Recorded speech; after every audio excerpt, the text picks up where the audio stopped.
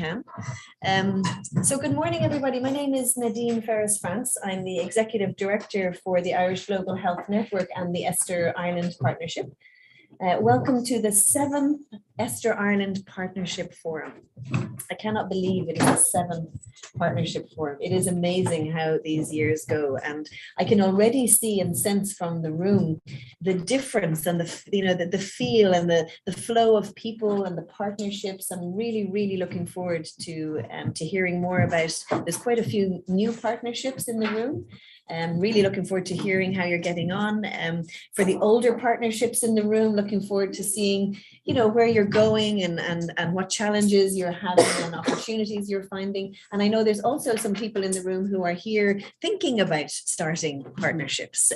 So hopefully this will be an inspiring day where you get to see what's possible. We certainly have. So I think this is our first face-to-face event, a hybrid event. So we will do the very best we can on a steep learning curve. Please let us know if something is not working, particularly for the people online. Just let us know. Hala, as you can see, is there online, and she's going to be picking up everything, all comments, all questions, anything at all that you have. So let us know. The program for today looks a little bit like something that's going to come up now. Or not. So what we're going to do today is we're going to start. Sorry, Hala? Yeah, I'm afraid it's not, sorry, it's not sharing. Okay, well, when it shares, I'm going to walk through it anyway, and when it shares, it shares.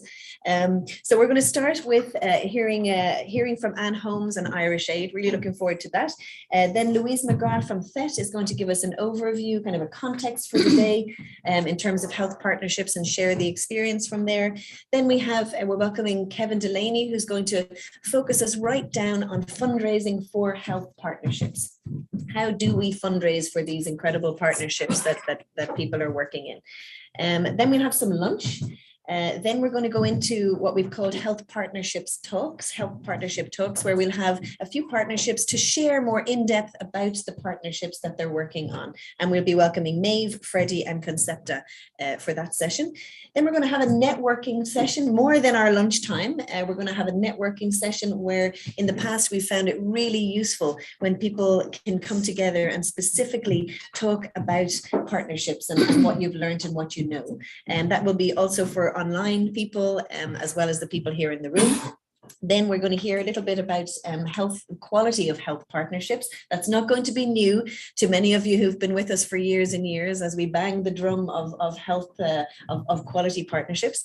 And then we will close then with Andrew Jones, who I'm sure is well known to many, is going to give us some remarks about what he's thinking, what he's heard in the day, and possibly, Andrew often gives us some insights into the future as well. So for people online, please feel really included. Please use the chat just like you would in an ordinary Zoom meeting. Ask questions. If you'd like to speak, put your hand up. We will do our best to try and move between the online and the face-to-face. Does that sound okay to everybody? Okay, great. So with that, David, would you like to just give us a few words of welcome, and then we will hand over to Anne. Good morning, everyone, and good morning, everyone on. Oh, I shouldn't have said camera. Good morning, everyone online as well. You're very welcome, and it's really nice, as Nadine has said, meeting again in person after COVID. But also be able to do events like this that are hybrid, so those who can't make it along can still participate, and that's really good.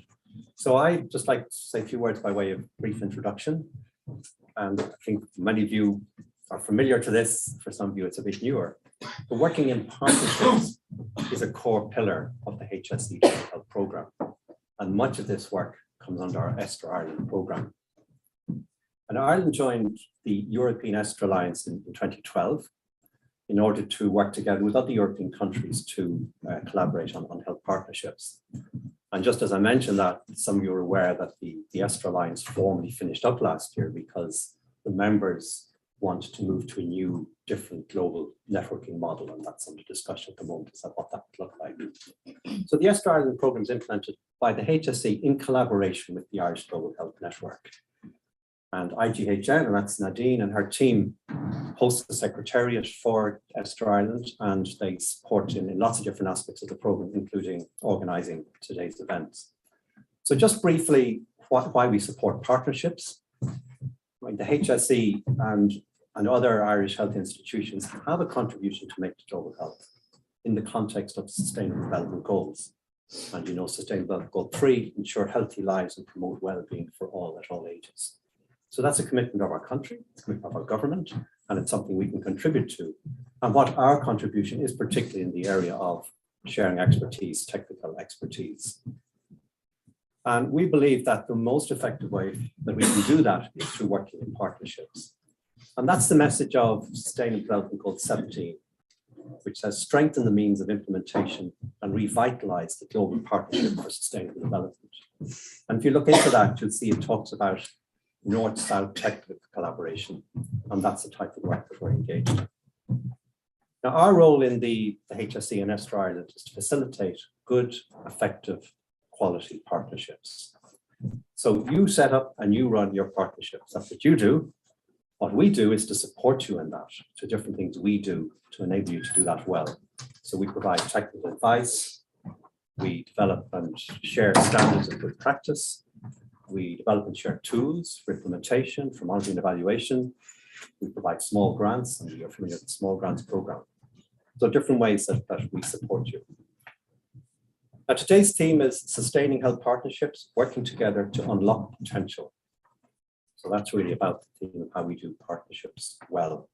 So it's a learning event, and the key learning in these events is from each other. So whether you're here present or online, please take the opportunity to network during the day, because I think that's a real value to sharing the networking. So that's really all I want to say by way of introduction. I hope that the hybrid approach works well. I hope you all enjoy it and find the day useful. So now I'd like to join me in welcoming our guest speaker today from Irish Aid, Anne Holmes, who's the Health Policy Co-Lead in the Department of Foreign Affairs Development Cooperation and Africa Division. And Anne is going to make some opening remarks. And Anne has a background in humanitarian action and business process development. She's worked with Irish NGOs and Department of Foreign Affairs for almost 3 decades. And recent overseas assignments include Deputy Head of Mission at the Embassy of Ireland in Malawi and Deputy Head of Cooperation at the Embassy of Ireland in Ethiopia. And currently Anne is the lead for health crisis preparedness and response, including COVID-19, for sexually reproductive health and rights and domestic partnerships, including with the HSE and with RCSI. And Anne is a key person for us in our relationship with Irish Aid, and we're very closely with Anne and her team. And Irish Aid is a vital partner for the HSE in all our global health work. And we've had an MOU, Memorandum of Understanding, with Irish Aid since 2010. And we seek to align our work with Ireland's international development policy, A Better World. And one of the most important things for me to say is that it's through the support from Irish Aid that we've been able to implement our partnership program in ESTHER Ireland. And we're really very grateful for that support that includes the running of the program and the small grant program that many of you have been beneficiaries of. And we're very delighted to be entering into a new phase of funding agreement with Irish Aid. So with that, I'd like to hand over to Anne. Well, you're very welcome, and we look forward to hearing from you. Thanks a million, David, for that impressive sounding introduction. I think. Would you mind standing up here actually, so yeah, guys can see you? I have to apologise because I had an epic printer fail last night, so I don't have my notes. I have them in tiny text on the screen. So if you can hear me all right. It's actually easier, otherwise I'm going to end up with a complete migraine trying to kind of like read from there to here. Don't worry, Lindsay will turn them to you. Okay, super, thanks a million. Yeah, and there's slides anyway, so you have something pretty to look at least. Just one thing just to kind of, Nadine, thanks a million for the invitation, and to Maisie and to Hala for helping with the organisation, and thanks again, David, for the introduction. I think you very nicely glossed over the fact that I have no background whatsoever in health, so I'm feeling very intimidated and humbled and delighted to have the opportunity to be here today so that we can do exactly what we've been kind of guided to do, which is like network, get to know each other, and trade information backwards and forwards, because that really is, I mean, we are the Department of Foreign Affairs, we were the Department of Foreign Affairs and trade at one point. By trading though, I mean the biggest thing that we trade in our department is information. So, you know, everything that you guys are doing, it's essential for us to have, you know, as deep and as comprehensive an understanding of that so that we can support you correctly and effectively, and that we can then kind of use that experience to leverage and to build Ireland's profile and to do the right thing for Ireland and in the international scene and with regard to global health in particular. Sorry, now, as I'm chatting, I've just lost my nose. I might end up having to win this big time, for sure. It's not correct. Okay, I'll move on swiftly. Oh yeah, shout actually to the colleagues online. Shout. Don't worry, If you can't hear, you'll shout at me. Yeah, great, thanks.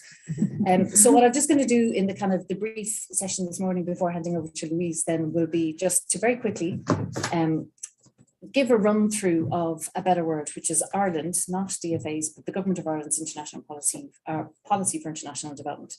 And thanks again to the colleagues who basically did my job for me because they brought it. So it means, again, I can condense the presentation down a good bit.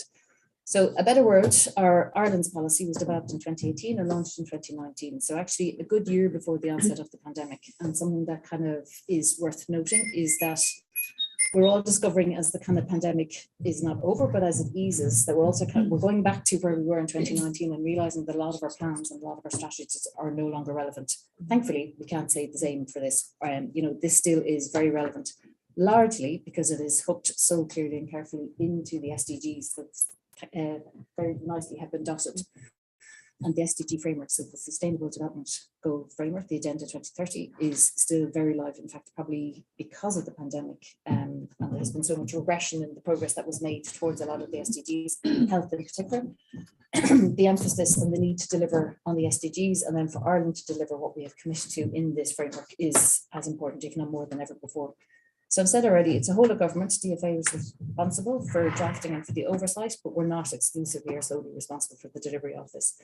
And what it does is it sets out the Government of Ireland's vision for a more equal, a more peaceful and a sustainable world. So it elaborates, yeah, you can stay on that one. It's the one before, sorry, I should have checked it. Yeah, because it's just an overview. It sets out the government, it establishes our 4 policy priorities for Ireland in the area of international development cooperation. And these 4 priorities are gender equality, good governance, reducing humanitarian need, and taking climate action. So these 4 priority areas are what Ireland really is concentrating in all of our international development and in all of our international diplomacy actions. These are what we are really pushing to achieve and to focus on. And that these drive what we do then in all of our broad intervention areas. So our health engagements are part of our intervention areas. Other intervention areas include education, include social protection, include all of our work that we do on food and food security, etc., etc. So it's a very wide ranging and it's a far reaching policy, firmly rooted in the SDGs, as I mentioned already. So the next slide would be great, thanks. If you go delving into it, looking for the health chapter, you're not going to find a health chapter because it is such a broad document. But if you go to the Our People section, if you want the kind of the quick grid, if you go to the Our People section, it's where you will see the most concentration of text that sets out our thinking and our vision and our plans and our understanding of the global health agenda. And what you will see there is, that health remains central in this policy. So we have had policies prior to this, we've had white papers on aid, and the development of this policy, whilst it's very firmly linked to the SDGs, has drawn very heavily from our traditional and long-standing engagement in social sector development overseas. And health and education in particular have been areas where Ireland has long-reaching and far-reaching engagements over the years. So this new policy, still in relative terms new, is commits to keep health front and centre. So health remains central to our engagements going forward. What the policy also does is that it really places an emphasis on putting the furthest behind first. Again, drawing on Ireland's long tradition. I mean, people who have been engaged with Irish Aid or DFA or with NGOs previously will know that we used to talk a lot about the poorest of the poor, and we have very kind of strong focus around about getting into the last mile and making contact, and We're a bilateral donor, so government to government donor, but we also tend to invest probably more than other donors, possibly more than in the UK. Our engagements and our relationships with civil society actors and community-based organisations will be a very particularly defining characteristic of how Ireland works in the international development cooperation scene. So furthest behind first is remaining a very key agenda for us, and within furthest behind first, women and girls in particular are a focus for us in all of our engagements, but including health. In a similar vein, equity and access to health, to social services, be it health, be it education. So a big emphasis for us is ensuring that there's equity of access for all, so that there's, we are actively seeking to ensure that there's marginalized groups, women and children in particular, people with chronic illness, disability, etc., that they are, really, that their needs are represented and advanced through all of our engagements. So the policy also commits to maintain a disease focus around where we have typically and traditionally been engaged, and that is around about AIDS, HIV, TB, malaria, and other communicable diseases by 2030. This is where my lack of a health background comes in. I can't even pronounce half of what I'm saying. So the emphasis is remaining where we have been, but it also acknowledges, if you read into the document, it also acknowledges that non-communicable diseases and mental health issues are increasingly being recognised as an important dimension, and their burden on health systems is being recognised. So as and when we have the capacity and the resources and the know-how to deliver on those agendas, we will do. And already we're actually looking to integrate, do more on mental health through our humanitarian work and via some of our SRHR work as well. So we're probably going to be taking an integrated approach as opposed to bolting on a whole new mental health dimension, at least for the time being. The policy also, it's in a similar vein again, so enhancing our health engagements in crisis situations, recognizing that people in crisis situations experiencing them or at risk of them represent some of the most vulnerable, therefore potentially the furthest behind.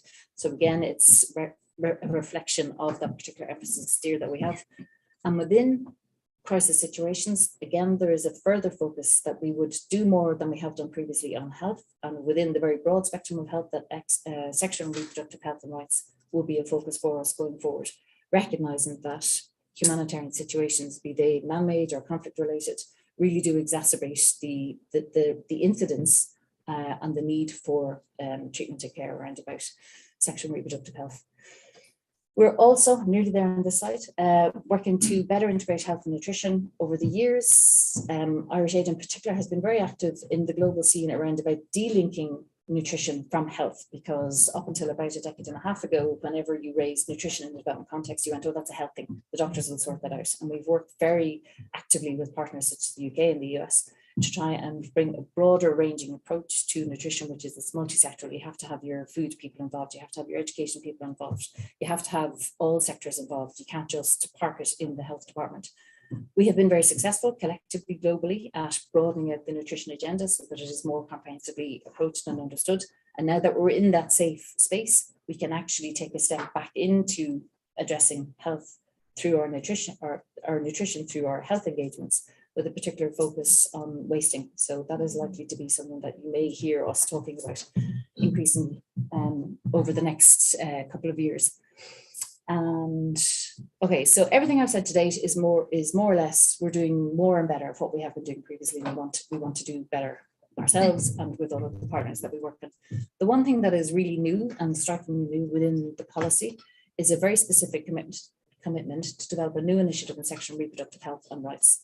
So I'll speak a little bit more to that actually in the next slide, probably, just in the interest of time. What I'm just going to do, again, in the interest of time, I was initially going to go through the four policy areas and speak to how health is interpreted and understood on those. I think I might just skip 3 of them and concentrate on the gender one, because that's where the SRHR initiative is. And then because we're here for the day and there's such an emphasis on interaction, then if anybody has a particular interest or wants to know more or is planning to work on something to do with health and climate change, or health and humanitarian situations, or health and governance institutions, give me a shout and we'll chat it through, and I'll try and help in that regard. Okay, I've lost my notes again. But could you go, you're on it already, great. So I'll just focus on the gender one.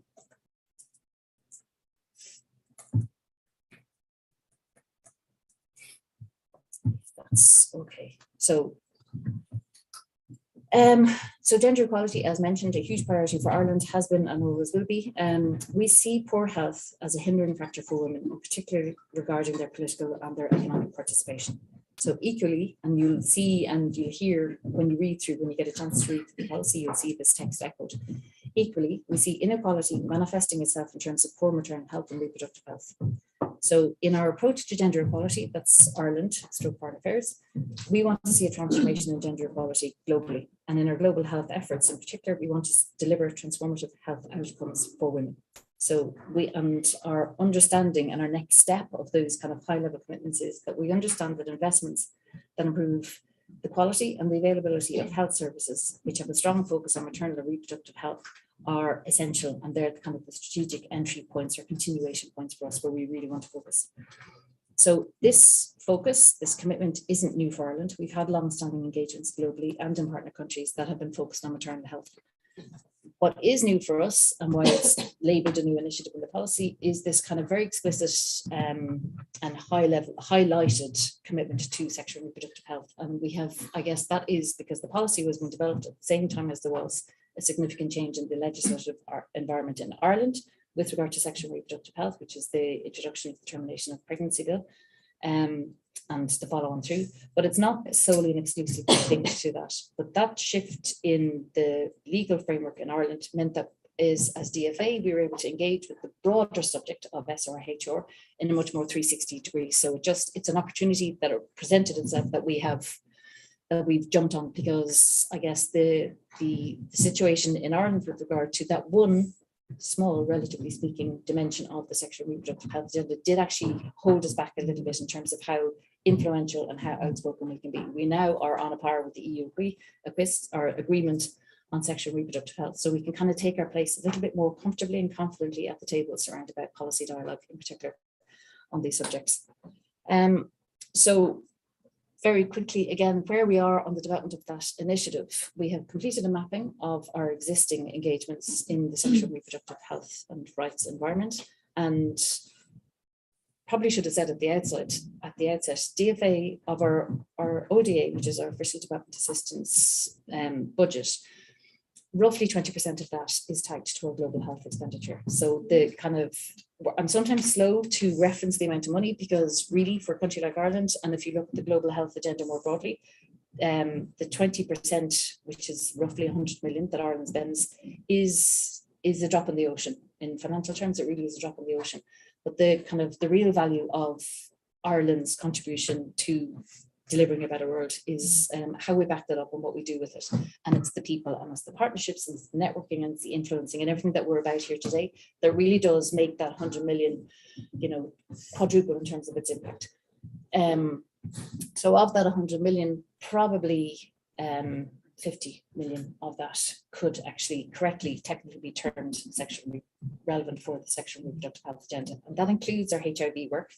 That includes everything that we've been doing on antenatal care and postnatal care. That includes everything we've been doing in the sexual and gender-based violence agenda as well, and more. So it's good to be able to put this new initiative in the context of actually we've been doing an awful lot of this already. So then what's going to be new? Or what's going to be in addition? We're planning, like I mentioned earlier, to kind of do more and better of what we have been doing to date. But we're also looking to the SDGs and to the SDG indicators that relate to sexual and reproductive health, and particularly the one around about reducing unmet family planning needs and reducing the incidence of adolescent pregnancies. Because I'm not sure I need to explain that to a room full of health professionals, but we just know why we know why those investments really are long lasting for the individuals at question, but for society at large, and why they are strategic. So we're likely to consolidate what we have been doing in the SRHR agenda, make that more meaty. We're then likely to add on a component around about addressing unintended pregnancies, of which, if I remember my stats from the train, it's 121 million unintended pregnancies globally at the moment. And because the progress towards meeting the SDG of reducing unmet family planning needs has stagnated and probably decelerated, and because of COVID, that 121 million is probably going to increase quite, maybe not exponentially, but quite significantly over the coming years. And we also know from the United Nations Family Planning Association that 60% of unintended pregnancies end in termination, and 50% globally of those terminations are unsafe. When you move to the continent of Africa, lower middle income countries or low income countries in particular, where our focus is, the proportion of unsafe terminations is 94%. So our whole thrust to let's try and just head these off the pass. Let's try and make sure that we don't actually get to the situation where we're looking at 94% unsafe terminations and all of that comes with that. So focus on improving access and supply. We're also going to be focusing on trying to improve the enabling environment for legislation around about family planning needs or sexual and reproductive health more broadly. And we're looking in particular to find a way to capture and document the Irish experience and the Irish story, dating back potentially to the 50s to Dr. Noel Brown. I don't know if that's a name that's familiar, Dr. Noel Brown and the Mother and Baby schemes from the 50s, which was probably a milestone. Well, I understand it to have been a very significant milestone in terms of health for Irish society, but for women and children in particular, newborns in particular. So we'll be looking at that. So we'll be looking at that story from Dr. Noel Brown's time through to 2018, the changes in legislation around about termination of pregnancy, the free contraceptive initiative that I think the Department of Health has just recently announced and launched. And also then there are plans, there's a bill going through the Houses of the Oireachtas at the moment, has been for a couple of years, around about improving access or making period products free as well. So there's a lot that's going on positive in Ireland that we want to share and that we're going to package and offer out through our mission network. So I'll keep going, I think. Probably shouldn't say too much more anyway because we're still in consultation phase, but we will be coming back to consult. 1 minute remaining. Okay, right. Actually, this question then, I'm definitely going to jump over all the other slides. Would you mind then just popping down to skip the next few? This one. Okay. So Nadine, I think asked in advance of this, would I ever in speaking to a better word, will I also then just kind of cover a question around about or give some reflections around how might the Irish Health Service, Irish health institutions, I'll just kind of broadly take that as Irish health actors, because in the profile of the room, how might we do more to contribute to the delivery of a better world through cooperation and collaboration with lower middle income countries? The answer, you already are. I mean, like everything that the HSE has been doing, everything that the ESTHER partnership is doing, you're already delivering on, what it is that we can and we should do. So the multitude of engagements that have been delivered by the partners in this room and that have been planned by the partners in this room, they're all walking definitions of the type of kind of people-to-people skills, knowledge and evidence-based engagements that we feel that Ireland has to offer, going back to the point around it. We can offer cash, but really we can make that cash go so much further when we back it up by, real peer-to-peer learning and engagements. And I think just a quick sidebar, if I can ignore that 1 minute sign for a minute, I just think the timing of this conversation is very pertinent because, looking to the pandemic, there's a multitude of lessons that we have all learned from the pandemic and how we prepared for it, how we responded to it and how we're looking to move on from it. But I think one of the biggest learnings very early on for everybody was that, our global health is not an out there subject. The health of the population in the Democratic Republic is as important and relevant for people in Ireland. We can't put boundaries, we can't put walls around health. We can't put walls around viruses. Equally, we can't and we shouldn't put walls around our health systems. So, those kind of divides that would have been there previously, we're all very much on the same page that, we need to see a much more just, we need to see a much more equitable, and we need to see a much more functional global health system. And key within that global health system is, for that health system to be efficient, for it to work, there has to be information exchange, there has to be knowledge exchange, there has to be learnings exchange. And that's what this is all about.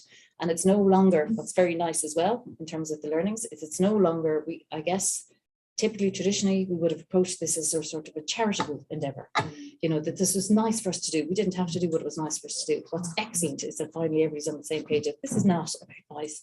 This is not charitable. It is rights, it is justice, but equally it's self-serving, it's self-interest. And that's good. That's not a problem. So long as it is shared, so long as the end result is that we're all in a better and a safer position.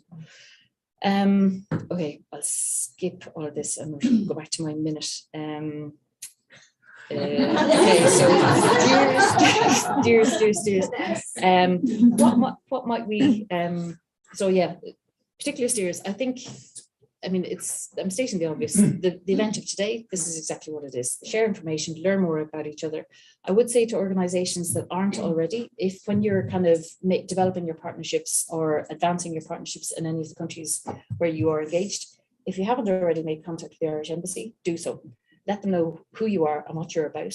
And don't consider it just as, oh, I better check in and tell them what I'm at so they can keep tabs on me. It's quite the opposite. Use that as your opportunity to go in and find out, what are you doing?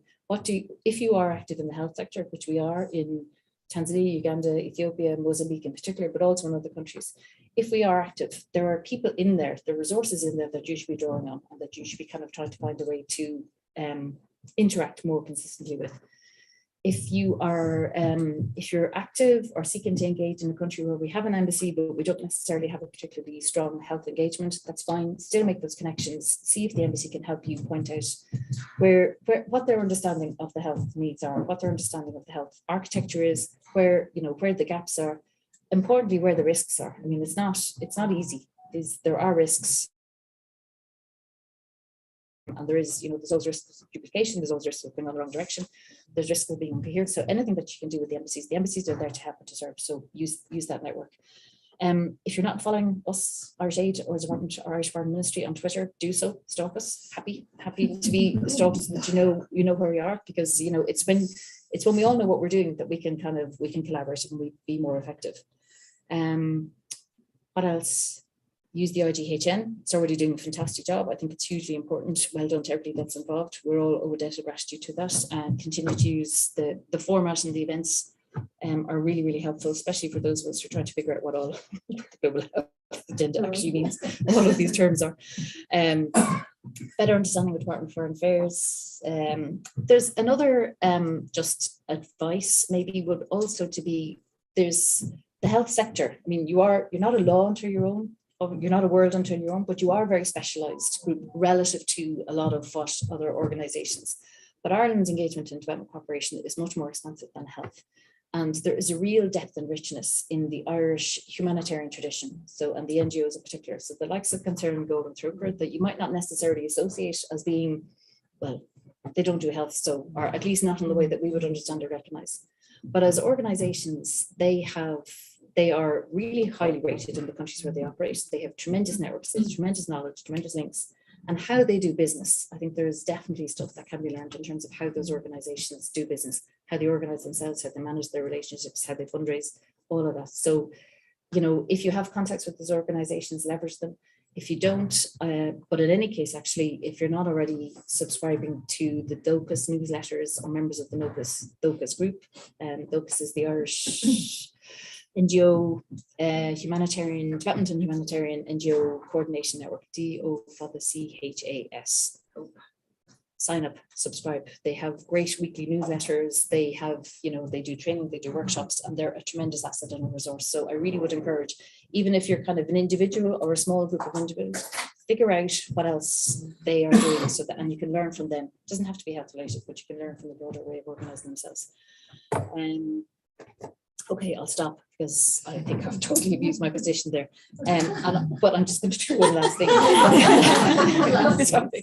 Can I just use this as a barefaced pitch? If there are any of the organisations that are here at the moment that are already active in the ESTHER or HR space, or planning to do partnerships or enter into partnerships in any way, shape or form related to any dimension of the sexual and reproductive health agenda, would you give me a nod or give me a shout? Because I'd love to really know what you're doing, what you're planning.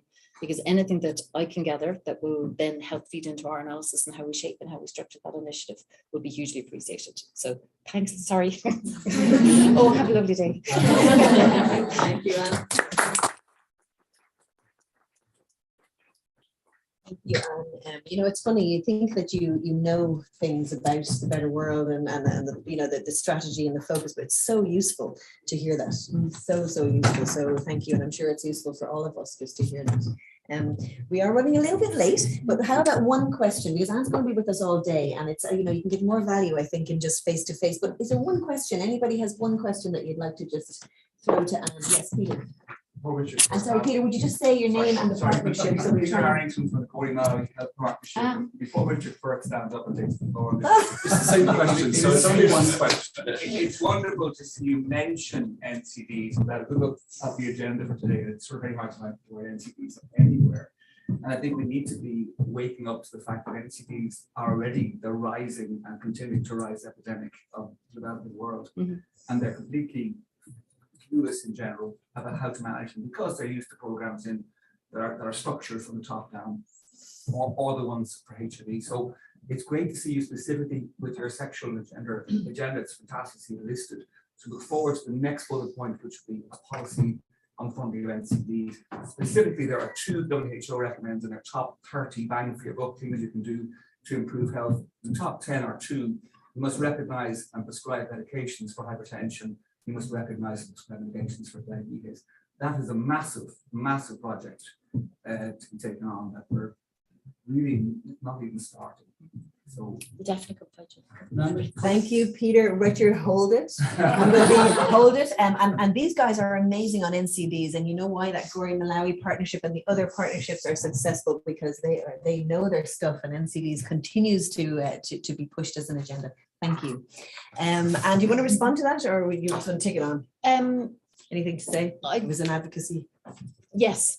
Yes, we will. NCDs is on the agenda, but we do, just by virtue of the way we're structured, we do kind of have to take a staggered approach to it, so sequentially, but we know we can't get away with it.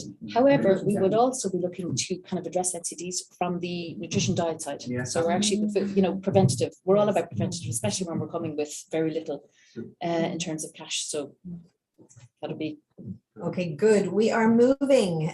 So we are going to move on to welcome Louise Mcgrath from the UK.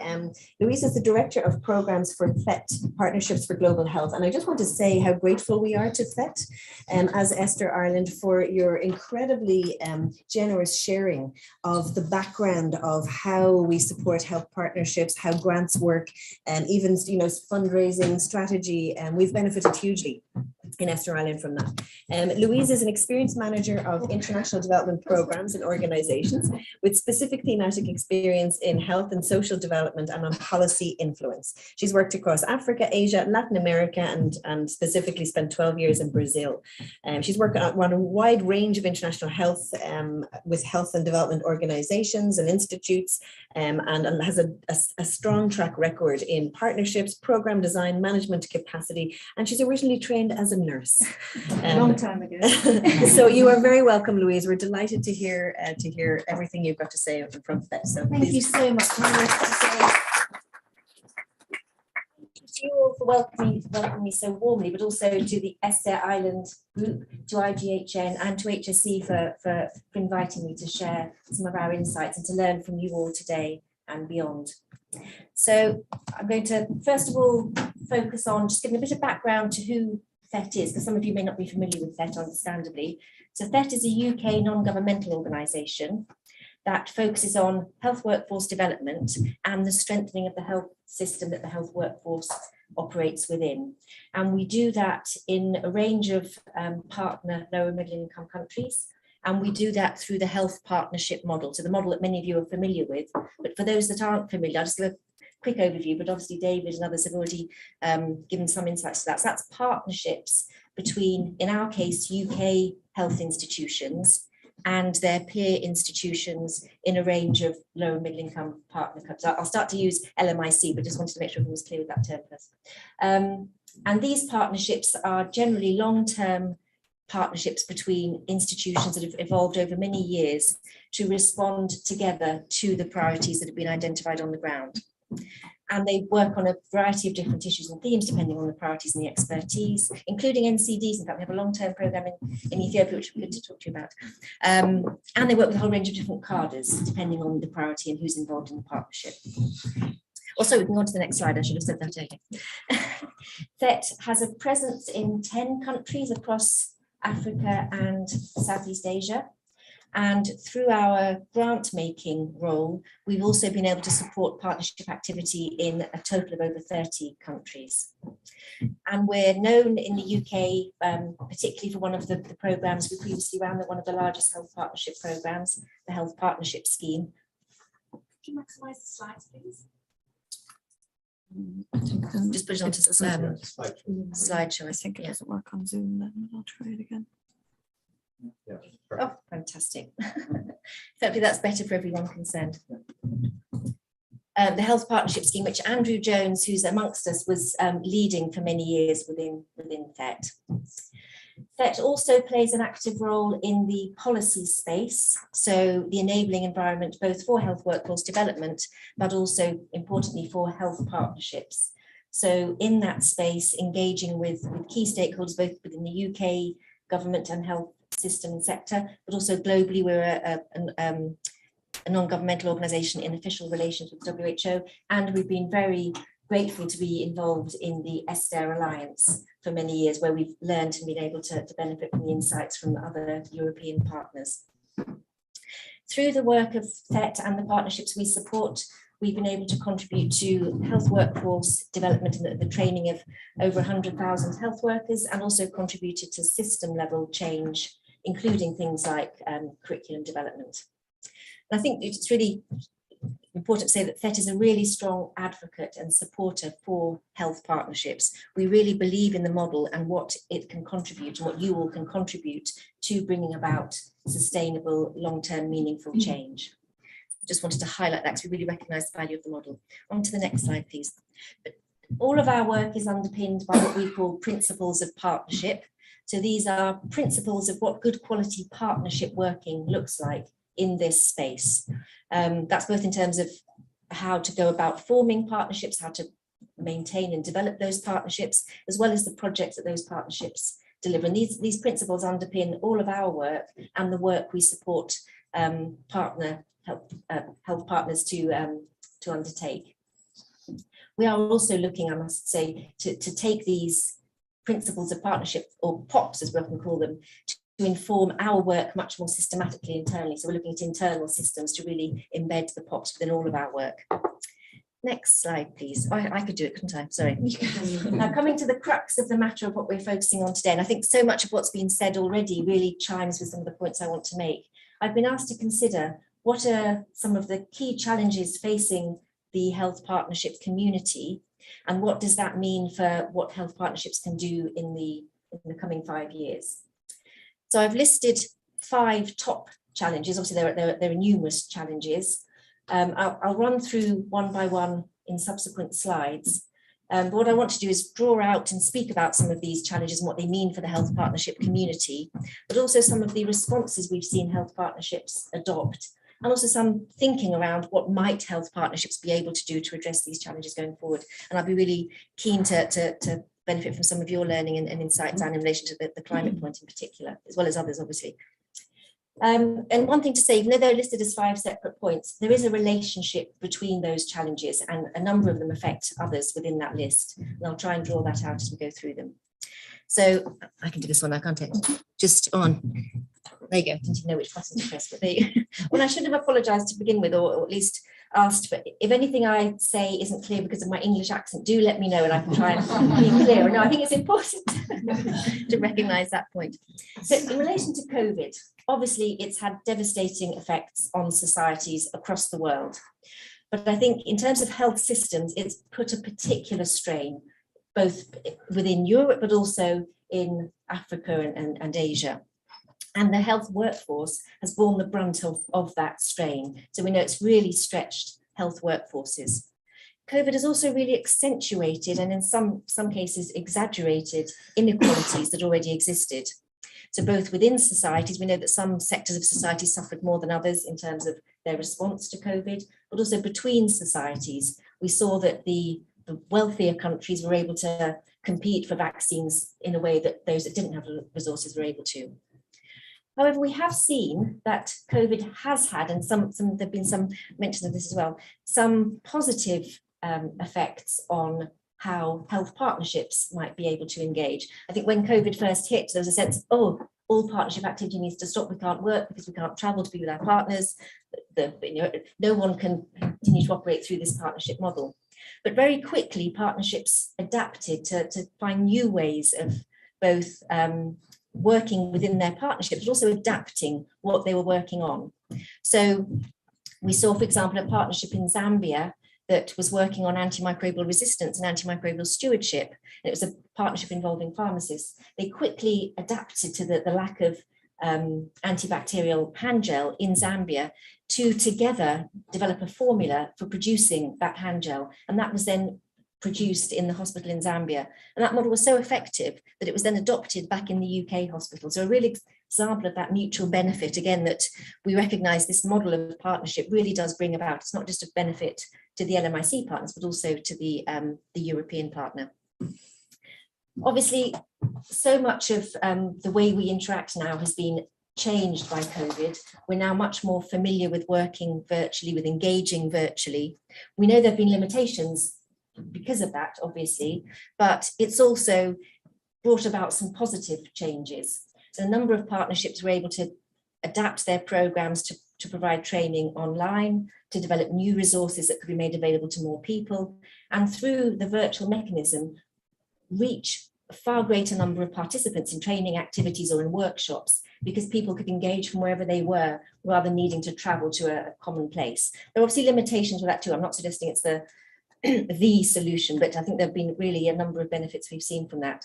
And certainly PhET through this process has developed a number of resources and guidelines for using technology to support capacity development partnerships, but also a platform to facilitate engagement between health partnerships, so the Pulse platform, which is a little mention of down at the bottom.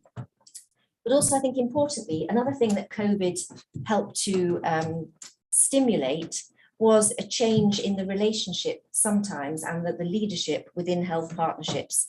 So we saw that with the inability of the UK partner to travel, the LMIC partner, who may not have either been able or felt comfortable to take a leadership role, was suddenly required to take that role. And oh my goodness, 10 minutes remaining. Really, it propelled that leadership and progressed and really accelerated the leadership role of the LMIC partner. And the example I was going to use was one in Somaliland, where a long-standing partnership between King's Global Health Partnerships and Somaliland medical schools to support the strengthening of medical education. That partnership, which involved working with the faculty in those medical schools, in part to support the delivery of examinations of final year medical students, including the practical examination, the OSCE. Up until COVID, a UK volunteer would always travel out to Somaliland to support the Somaliland faculty with that, with the oversight of that assessment. But with COVID, that was no longer possible. The Somaliland faculty really rose to the challenge and now are confident to deliver that without the input of the UK partner. And in fact, those that have been leading that process are now going to be supporting other peers within Somaliland to roll that out more widely. Thank you. Next slide. Conflict, another challenge that it isn't universal, but I think certainly within a number of the health partnerships we've been working with, we've seen increased conflict in some of the countries. So in particular, Myanmar and Ethiopia are two countries where we've seen that through our work. And what that has meant is that the standard way that partner or the partnerships have been able to work has no longer been possible. So again, it's been necessary to find new and different ways of working. So in Myanmar, as a result of many of you may know about the coup in Myanmar, which resulted in almost complete breakdown of the health system and the health workers no longer engaging in that formal health system. On the UK side, the health institutions who had been involved in partnership activity with their peers came together, and PhET was able to facilitate that by convening that group of stakeholders. And as a result, there's now an ongoing collective group, the Health Partnership Community for Myanmar, I think we call ourselves, which isn't led by anyone. PhET plays a convening role, but it's not PhET's network. It's very much a collective group that has now been working together to collectively look at what are the priorities and how can those organisations work together to respond to the priorities. That's also meant that we've had a stronger voice in lobbying donors. So we've been able to secure some money from the UK government, but also we've had a stronger advocacy voice because we've come as a collective of institutions, not just one or other institution. I also wanted to flag up, obviously, conflict in Europe has also had an effect on all of us in different ways, both in terms of, obviously, no one can equate the horror faced by the Ukrainians, but I think we've seen that the attention of the policymakers and funders on trying to respond to the Ukrainian issue for understandable reasons has meant that there's less, in many cases, less money and less bandwidth to engage in other global health issues. Certainly on the UK side, that's very much been the case. So that's, again, requiring us to think about new and different ways of coming together to have a stronger collective voice to engage with some of those stakeholders. Thank you. Next slide. Both of those previous issues relate to funding and cuts to the international aid budget. I think it's great to hear of Irish Aid, which has obviously kept a very strong profile, but certainly on the UK side and a number of other European donors who we've secured funding from, we know that there have been challenges both due to COVID and due to conflict in Ukraine. And that, of course, has had a really striking impact on health partnerships. So THET alone lost £50 million worth of, which for an organisation whose annual budget now is 5 million, that's a significant amount of money that was going to be spent over a number of years. But either way, it was money we'd secured to support health partnerships, to do great work across a number of countries. That was all cut because of the cuts. And of course, now we're all facing the cost of living crisis. And that's not just here in Europe, but also across Africa, Asia, across the many parts of the world, which means that we're also a little bit concerned about how will we be able to afford to run organizations and to deliver programs. Again, there are no quick, easy wins here, but I'm really encouraged to see the workshop that's following this, which will hopefully give further suggestions. But I think what we're looking at the set is we need to look for new and different sources of funding from different sorts of potential donors. We need to think about, are there cheaper ways we can deliver some of our work? I think this is where online, again, can play a role because it can make some interactions cheaper.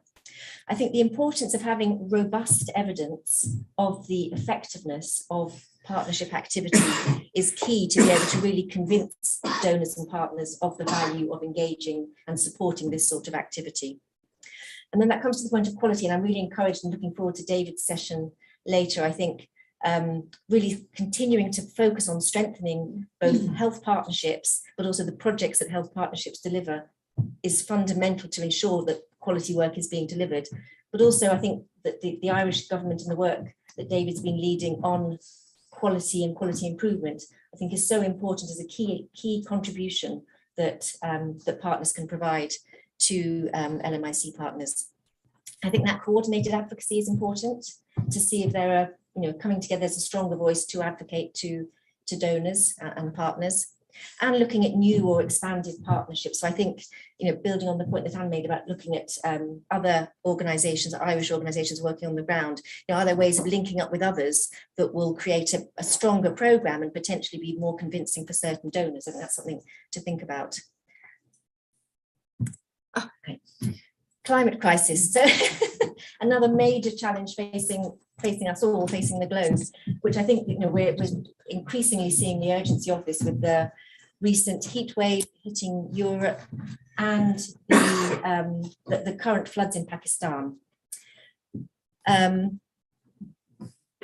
We don't have the answers to this, but certainly key questions that we think we need to consider both in our own work and our work with partnerships. This is why we're really keen to get Anne's insight as to what can we do, firstly, to reduce our carbon footprint.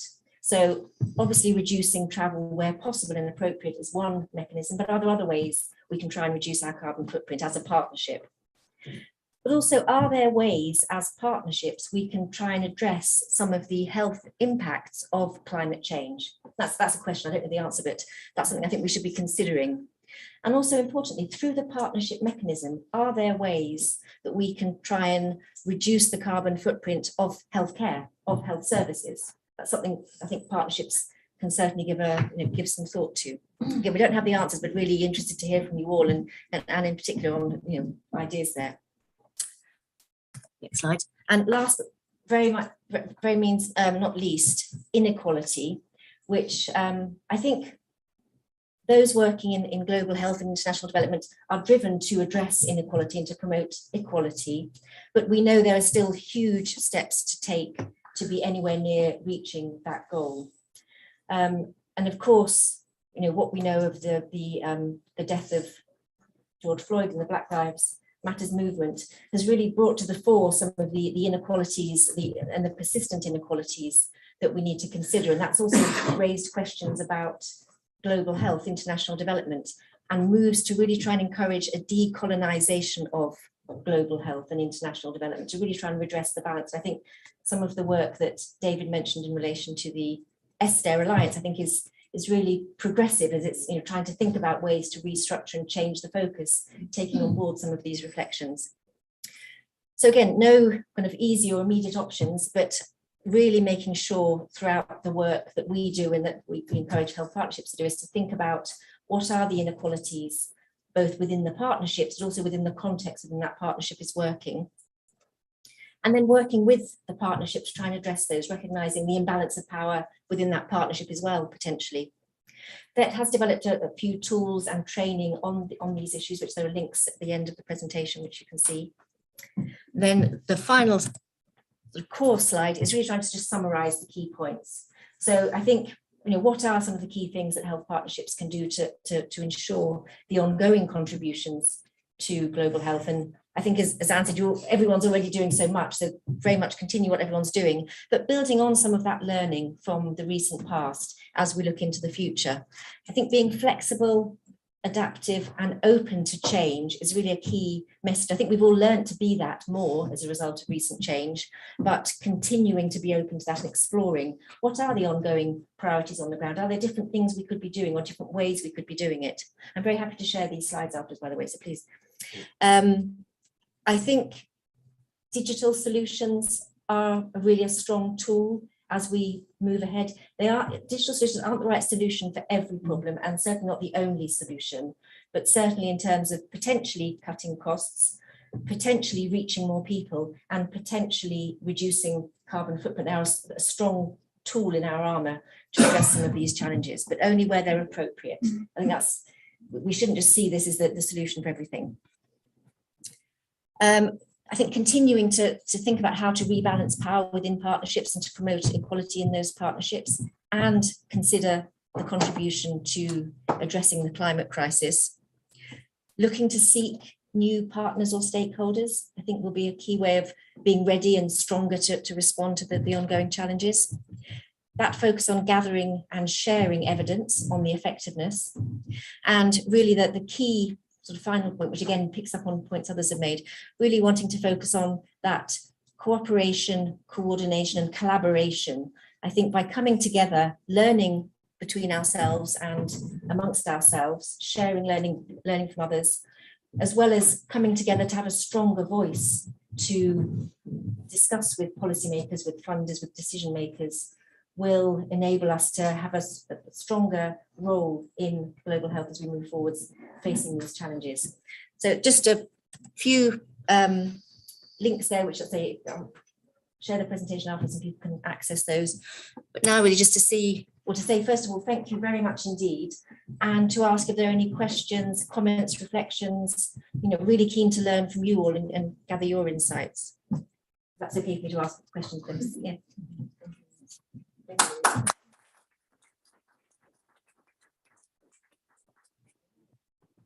So is there anybody, we have just a little bit of time, tiny bit of time for any questions, any comments for Louise?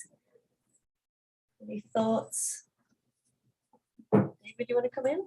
Yeah, just well. David, you can just speak up loud. Thanks. Just to say that was brilliant, and you really struck a chord. Everything you said was exactly, I think, the kind of issues that we're grappling with here, and your description of the current situation, the current challenges we face, very much what we're experiencing here. So really appreciate that. Fantastic. I think there's lots of food for thought there, the way we work. I think the whole climate change agenda, I think that's a big one for all of us. Yeah. What does that mean for our partnerships? And I think the two things you mentioned, one is what does it mean, the implications for travel? Yeah. And I think one of the things we like to do is develop some guidance for partnerships, our partnerships around how to conduct partnerships in light of the climate change agenda. And the other thing is about how we can support countries in their responses. And a core part of our approach is to strengthen health systems. Yeah. And I think now we're talking about strengthening sustainable health systems, and we're bringing the sustainability agenda into our thinking. Yeah. And I think that's something for us all to think about, is how do we build that into the work that we do, because I think that's very important. Thanks. for that. Fantastic. We'll be Thanks. really keen to work with you and learn from you in this journey. Thank you. Thanks, David. Anybody else? Any last comment? And Louise is also with us for the day. So, very welcome. I cannot emphasize how much information, how much experience FET have for any partnership. There's nothing that you couldn't learn. You could learn everything from asking questions of Louise and of Andrew, who's also with us today. Anybody else? Anything? Anne, yes. If I could just, excellent presentation. Yeah, echo David. It's really, really good. Very interesting to learn. Definitely, we don't have the answers that you're looking for, but happy to talk about it. But I did just want to kind of take the opportunity to re-stress 2 points that you made, and one in particular around about the digital technology side of things. And just to say, within the European Union Global Health Strategy, there's, and within European Union development cooperation, there is a very strong and increasing focus on digital, the digital agenda and digitization of, not of aid, but of, of all kinds of interactions. So, I mean, we are, and Ireland is a digital society. We're, we're at the forefront of developing a lot of research and innovation and technologies in relation to that. But I would also say, it has to come. I really enjoyed the fact that you caveated that. You have to be, realistic about how fit for purpose digital solutions are in many different countries and contexts. And that again then just rolls back around to, make sure that if you have an idea, if you have a journalism idea and a really good solution, get it out there, discuss it, make sure you figure out what is already happening, what has already been tested, tried and failed, so that you don't, end up in the same situation. Most definitely. We have seen, I mean, the path is strewn with all kinds of fantastic, really good innovations that just never made it out of the phone and into use. The other point was around about, again, just the decolonization agenda. And I think, again, this pandemic has allowed us to just kind of go, oh, hold on a second. Yes. Yeah, there's a rebalancing here. So this two-way learning is, really to be pursued and referenced. Fantastic. Thanks. Thank you. Thank you, Louise. No, thank you. so much. Pleasure. Thank you. So I've just been reminded to let you all know that the event webpage, if you want to go onto the event webpage, you'll find the program and other bits and pieces around today. There's a QR code on the table here, and Hala will put the message in the chat for those online, so you can just follow the different things that are happening. Okay, so we're going to move into something a little bit more practical, and just to say that from partners, we're often asked to support partners in many different ways. And one of the ways that we have the small grant, we still call it the small grant scheme, grant that provides small amounts of funding to partners to either come up with, either to support some of the innovation that they're doing, to facilitate the development of the partnership initially, or to progress maybe in terms of communications between partnerships. But one of the things that we're constantly asked is, okay, we have a partnership, it's up and running, it's working, it's based on good principles, we've signed our MOUs. How do we get money to continue the project parts of the partnerships? So in response to that, we are delighted to have this fundraising workshop today with Kevin Delaney. Kevin is a professional fundraiser, and he's a consultant. And he's over 16 years experience working with and for nonprofit organizations in Ireland, New Zealand, and in other countries. And he's got an in-depth experience of the knowledge and the theory and the practice of fundraising, which combines 10 years delivering fundraising training, and also working with organizations to help them work out where they should go, how they should go. I really heard what Louise said about how are we going, where do we look, how do we get innovative in terms of where do we look for funding? And I think there's a huge example, and Kevin, for you to know in this room, of people who've been very innovative raising funds from within communities, for instance, around Ireland. So Kevin, we're really looking forward to everything you have to say, and hopefully it will be useful for all of the partnerships. And you're welcome, if you don't mind, Kevin, to come up here so you're online. Everybody online okay? Give us a thumbs up. Feels weird doing the hybrid thing. Yes, okay, good. Okay, Kevin, Okay. thank you. Is this my spot so I can be seen for everybody? Hello, everybody online. Wow, that's an introduction. I feel like I've got myself into a big hole and I have to dig myself out of it. I know nothing about international development, health policy, or any of your programs, so that's always a good start. I know nothing, but I guess that's thankfully what I've been doing over the last few years. get to my slides in a second. I have got a presentation. I will share the slides with everybody. There's nothing that exciting in them. So don't worry about like, you know, taking loads of notes and stuff. You'll get all of the slides later and stuff. But before I start, I just want to say that I am happy to be interrupted. I'm happy to be argued with. I'd much rather let's go off on a tangent and forget what I have planned to talk about. This is about you actually kind of learning, and or is it saying people have lots of experience in the room that I don't. So we're more than happy to go. Okay, and I'll try and make this interesting. Okay, can I just click on next? Sorry, okay, no worries. Just make sure that one. Make sure I'm. Okay, cool. Okay, so just to start, I am from Academy Street Workshop. That's my wife's company, and we work with nonprofits and individuals working in nonprofits, not anywhere that wants us to work with them. Our particular philosophy is actually that we don't have the answers. So if you imagine that, I was going to arrive with a box of solutions for you on how to like fund all your programs. Sorry, and take early lunch. That's not how we want to work. Our kind of main philosophy is that you have the expertise, and our job is to try and help you unpick it. Because it's nuts for me to go in and say, this is how you should develop a corporate partnership. You know, I can give you some tools, I can give you some guidelines, but realistically, it's you have the knowledge, you have the relationships, and the corporate's interested in you and not interested in what I have to say. So that's how we work with people. You got my intro, you don't need to hear about me. So this morning, yeah, I'm actually going to try and change mindsets maybe. Like fundraising is horrible. You guys all hate it, yeah? Yeah, you look forward to it as much as root canal, yeah. Unfortunately, we have to do it. So, or not unfortunately, that's exactly the attitude I'm trying to change. That I don't want you to think of it as an unfortunate thing. I want you to think of it as a positive, an opportunity to engage with people. So we're going to just spend a lot of time on just kind of changing, I hope, your mindsets, and also then back to your teams, back to your projects, and actually kind of just shifting our view a little bit. And then after today, there is an opportunity with ESTHER that you can kind of continue to work with me and stuff on a one-to-one basis with your projects. So obviously, individual projects are very specific, and it takes a bit of digging. There is an opportunity to do that in partnership with ESTHER. So you might have a long and varied relationship with me over the next while. So I'm hoping I make a good first impression.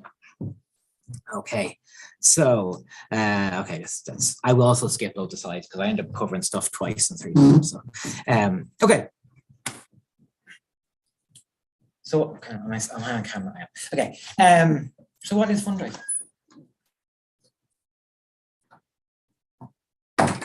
We have a kind of view, and we all have a view in some ways that it's begging, or it's like shaking buckets outside Tesco, or it's like going cap in hand to some wealthy individual and saying, please, sir, can we have some more? Or going back to one of our funders and saying, oh, you cut us last year, any chance we can get that money back? We have this kind of feeling that it's kind of it's a negative. It's something we're always asking something of other people. And that's in some way distasteful. Fundraising act of raising money in order to right wrongs, enable change, save lives, and make a positive difference on the world. True? It's a much more positive way of thinking about it, isn't it? Fundraising is giving people, institutions, organizations an opportunity to make the world better. So why do we think that it's negative? Why do we have this horrible feeling in our bones like, oh, I couldn't do that? Oh my God, I'd rather do anything than fill out that grant form. I'd rather do anything than pick up the phone and ask someone for a meeting. And yet, if we think about ourselves, we all have friends, well, most of us have friends, and we've all been asked to contribute to the football club fundraiser, or your friend running a marathon, or whatever it is. And have you ever been really hurt and offended that they asked you? Have you ever been like, dare they ask me to sponsor their local football club's new jerseys? The cheek of them.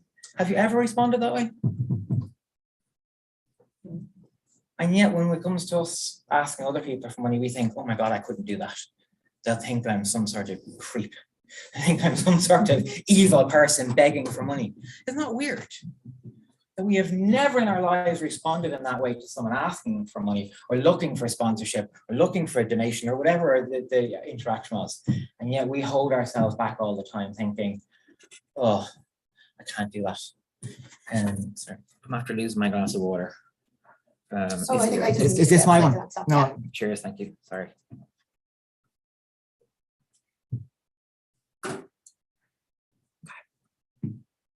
So, if you need to raise money for your organization or program to operate, then you are a fundraising organization.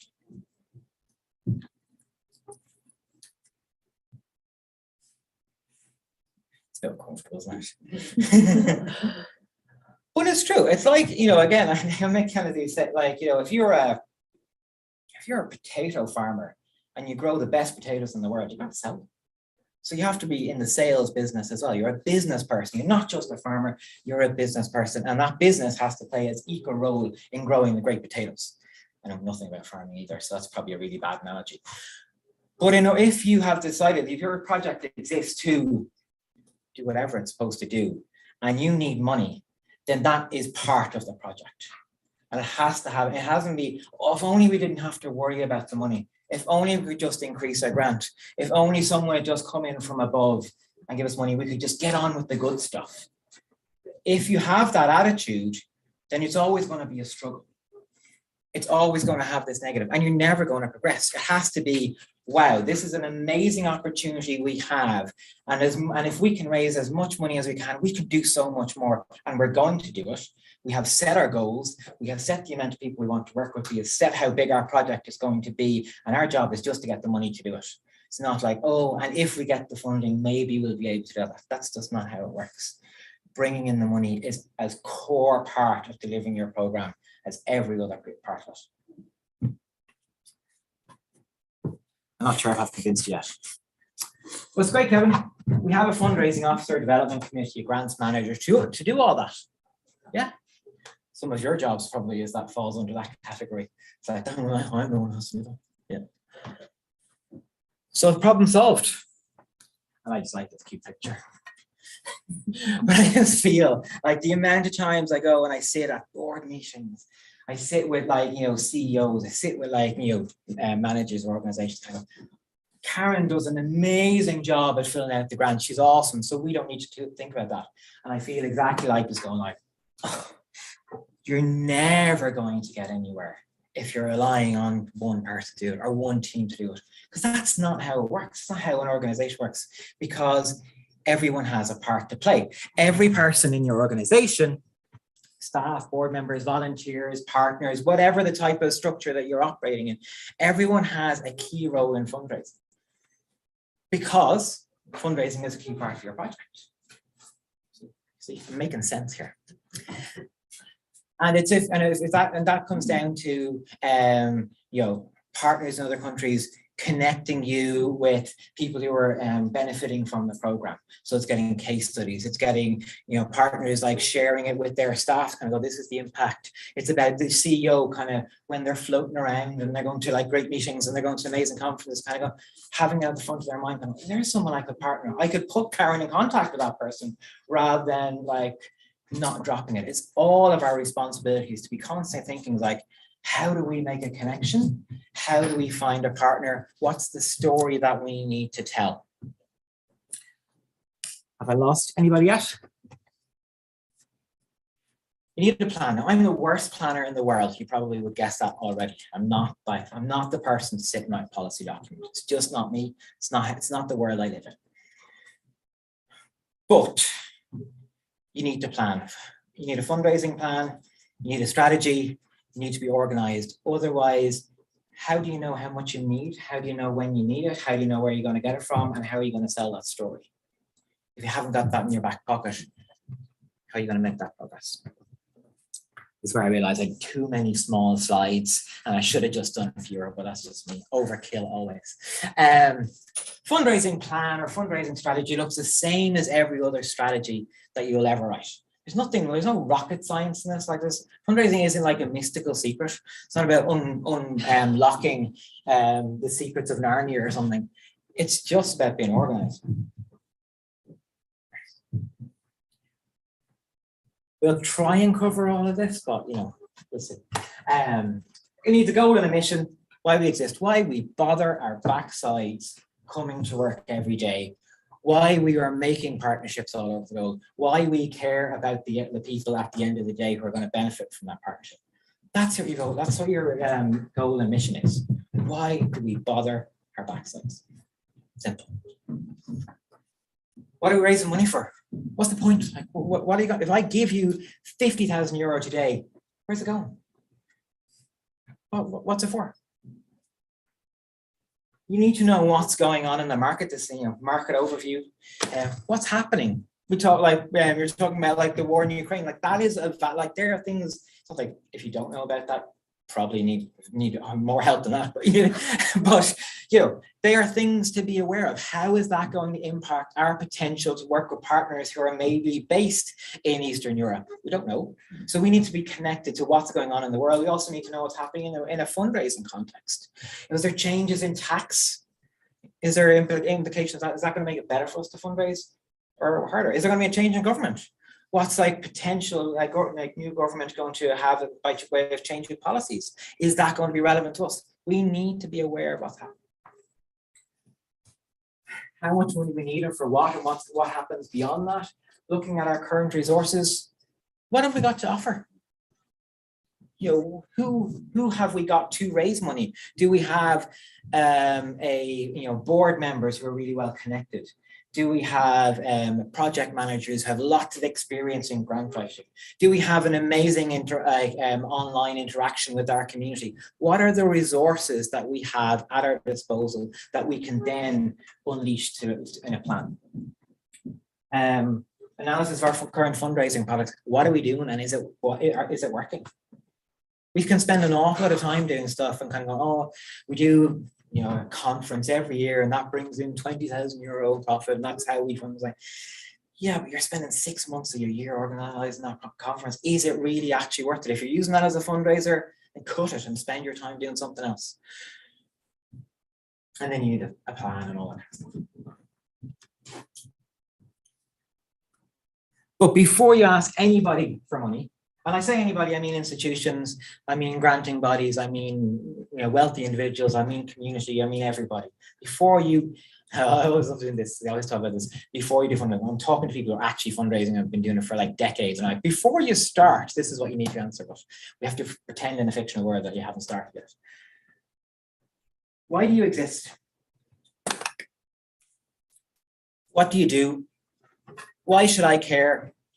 And to a lesser extent, why you and not others. So,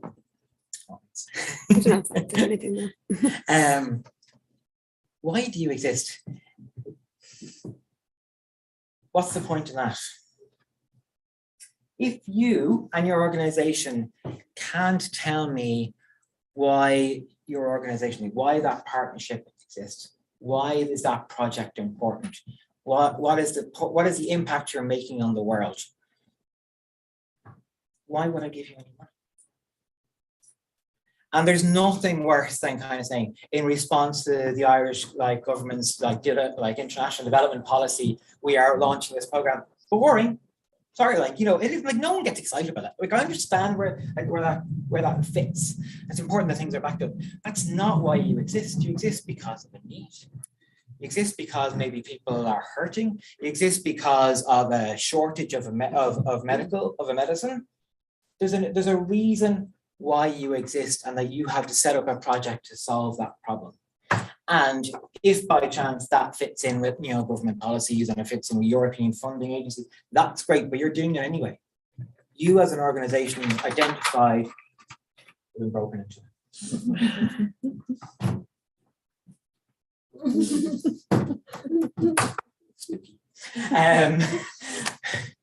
But your organization, your project was created in response to a stimulus, to a need, to something lacking, and everything else doesn't matter. We were founded in 1983 in response to boring. Don't care. 1983 is a long time ago. What's the problem now? So why do you exist? And the other thing you have to be kind of careful of, and you hear particularly from developmental organizations. So I'll probably get myself in trouble now. But, you know, when if you see you hear ads kind of I don't know, making up random figures, 50,000 children every month in Zambia are suffering from that. And that means nothing to me.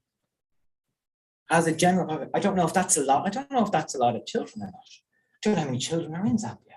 I don't know how many people got that illness last year versus this year. And if I'm reading that, that's all I'm thinking. I'm like, is that good or bad? Like, I don't want anyone to suffer. But you have me now thinking of something else other than your organization. We exist because there are children who are getting sick and dying. Our solution to that problem is we need your help to do. And I'm like, okay, now I'm with you. If you start talking about you're founded in 1983, that you're in response to such and such a policy, or the principles of good global health practice dictate that we do. Don't care. I'm a person. You always have to remember that in any fundraising context, whether you're getting funding from Irish Aid, whether you're getting funding from Kevin, whether you're going out to the public, whatever it is, there's always a person. And every opportunity, it's always a person who's reading it. The person gets the email that you're talking to face, that opens your letter, that's reading your grant application. So you always have to be able to, you have to kind of be able to put it in a context that I can relate to, me as a person.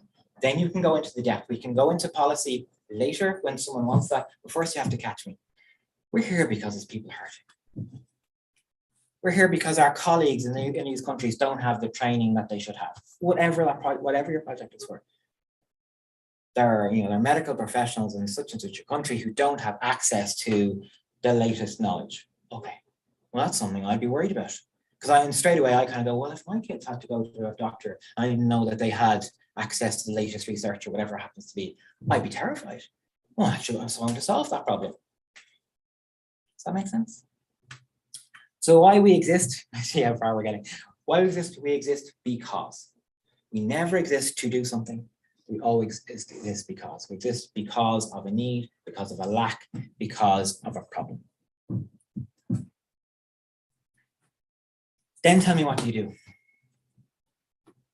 Well, we create partnerships with local health organizations to share knowledge to, or whatever the project is. Oh, okay, so you've identified that there's a lack of knowledge in this particular area, that local health professionals need extra training. We create a partnership with the local health organization to provide that training. Oh, good, brilliant. I understand that. You've identified the problem and shown me the solution. I don't need to know how many people. I don't need to understand the complexities of what that training is, because I'm not a medical professional. I don't know. But you tell me that doctors or nurses need extra support in order to help the people that are in need. I go, great, brilliant. And you're doing that. Awesome. Why do you exist? What do you do? And then the really tricky thing is, why should I care? Because I don't care about things. Well, we all think we're good people. Like, we do. We all think we're great people. But all you have to think about is your Instagram feed and how many important things you swipe past. How many ads do you see for charities, or how many news stories do you see of major incidents that you just scroll past because you're looking for any trainers? So as much as we all think we care about everything, we don't. And everything you swipe past, you don't care about. So why should I care?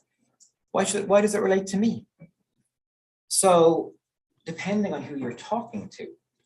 So if you're talking to a business, you kind of go, well, as you have a business in this city that we're working in, I know that you care to make sure that your employees in this city have access to the latest medical, services. Okay. Or as a parent, I know that you'd hate to think that your child doesn't have the support that they need. Because I care about us. As a business owner, it's important that your business is developing in a community that has good facilities, good resources, all those kind of things. So that's something that you care about. So why do I care? If it's grant application, it's like, as per your published policy,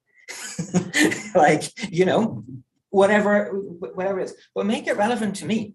I want to make you, like, you have to make my life better. You have to make me feel good. You have to make my life better. So are you solving a problem for me? Are you making me feel better? Are you able to put me in a situation where I can picture the life of someone else and go, oh, I understand what that'd be like.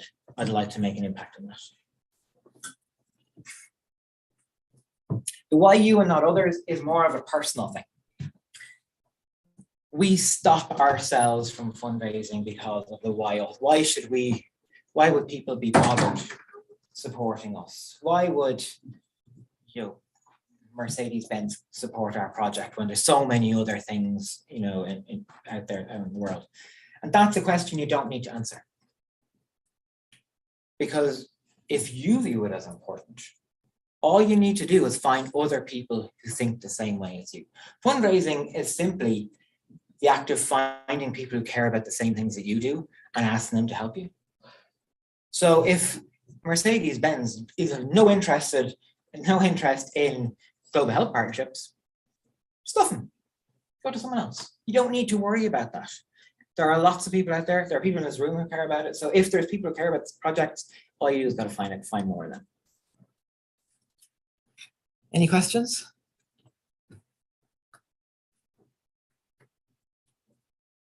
What's my time like? I have no idea. Can you give me a shout in half an hour? Yeah, Cool. Right. Sorry, yeah. So in the audience, tab be minimized. Oh, sure. That's what I'm trying to do, but it's not. Still the one, I think, on the other laptop. Ah, okay.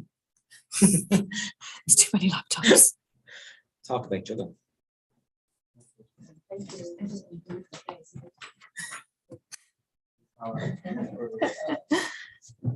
And Hala's got the spotlight now. Have a wave, Hala.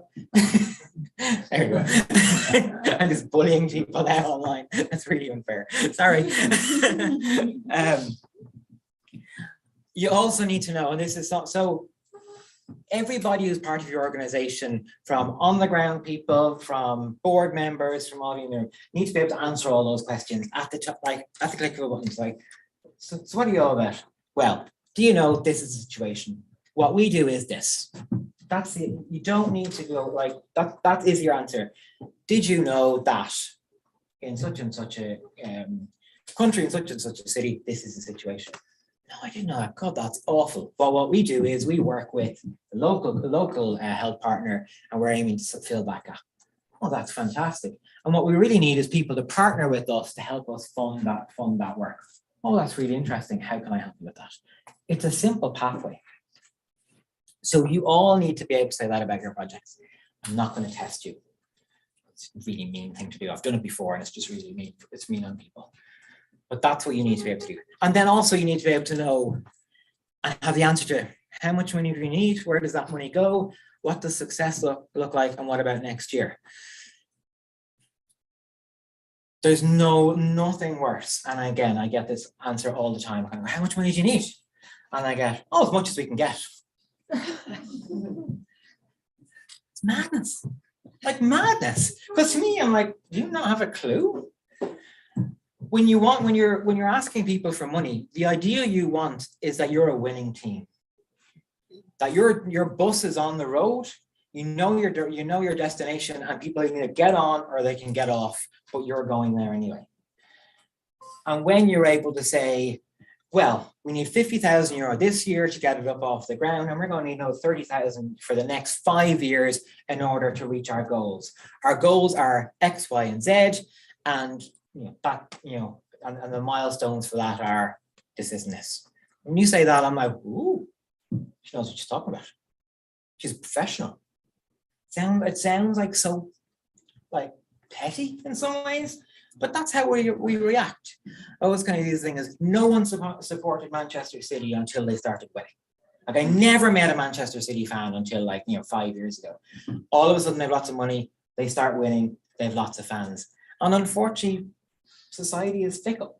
Like people don't support the underdog. They support the person who looks like they're going places and then they cast them as the underdog, but they have something about them. And you have to have that something about you. So when someone kind of goes, all right, well, if I gave you all the money that you needed, what would you do with it? You're going to go, well, that would be amazing first off. And this is exactly what we do. You know, first thing would be, we're going to hire some people on the ground in the project. Okay, so straight away, oh, wow, okay, I know exactly what they're doing. And you need to have those answers. If you answer as much as we can, I go, you don't know. Or you're not confident in your project. For the same reason, there's nothing worse than seeing any nonprofit, any project out there where coming on, we need 10,000 euro this week in order to keep operating, or we're going to have to shut down.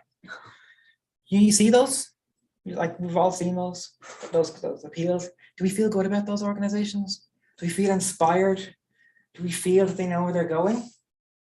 So we have to have that thing as, we're going to get there. We're hoping to get there in 3 years. But if it takes us 6, that's fine. We're going there. We're doing it. If if we're going to get Irish Aid funding, amazing. But if they don't fund us, we don't care. We're doing it because we've decided it's important. Then it becomes a lot easier for people to get on board, because they don't feel like they're going to have to push you. They feel like, God, we're missing out. We're on board and our name isn't attached to that. We're going to be embarrassed. So that's what we have these answers. Okay, where am I going? Questions. Correct.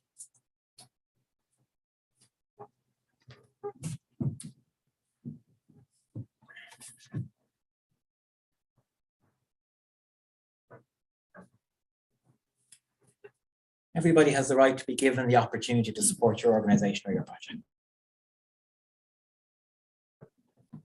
What do you think? Yeah. I mean, I often get called up on this and kind of go, well, Nestle, everyone hates Nestle, because they're evil or not, I don't know. But like, we're always going to go, well, we wouldn't accept money from Nestle because they're destroying rainforests or whatever. I have nothing against Nestle. If anyone's listening from Nestle, just using them as an example. So sometimes people would say that and then go, so you're wrong because you said, like, we wouldn't accept money from X company, wouldn't accept money from Coca-Cola because we're children, whatever happens. Yeah, kind of, yes, but on the view is, you would still give them the opportunity. If they said, we're not going to advertise to children anymore, we've changed our ways, you would still give them the opportunity. You have the meeting, you take the conversation. So, but in general, would you agree everybody has the right to support your organization, to support something they care about? Rights are a really interesting thing. Disagree, or you just shaking your head? No, Sorry, I didn't mean to call on you without you putting your hand up, sorry. sorry, I didn't realize I was. Now I just made it really bad and awkward, sorry. No, I just think, I just think you have to be careful in terms of who you're talking about, supporting it, and what their objective is. And like we all know, where there's an ulterior motive, and organizations for whatever reason, whether they're making themselves look good. And I think we have to be careful around who we align ourselves with. Yeah, we're in a you're correct. No, you are absolutely 100% correct. Not many of us would take money from Vladimir Putin at the moment. Like, no matter how much money you have, we'd probably be a bit. So you're correct. I guess my point is, if they change their ways, we would be willing to have the conversation. But that's kind of, I agree with you, but I'm going to hold on to my point for now, if that's okay. But rights are important, because denying people rights is something that we get very annoyed about. So if I was to turn around to you and say, you can't support my project, I don't care how much money you have, you get really annoyed. You'd be furious. I was kind of thinking people would be on to like Joe Duffy. Is Joe Duffy even on the radio anymore? But I used to always kind of say, Joe Duffy. That whole kind of thing, like, Joe, wait till I hear this organization. I offered them the money. They said they needed money. They said, no, I can't do it. They'd be furious. There'd be uproar. The Daily Mail would be all over it. Or whatever newspapers people read. If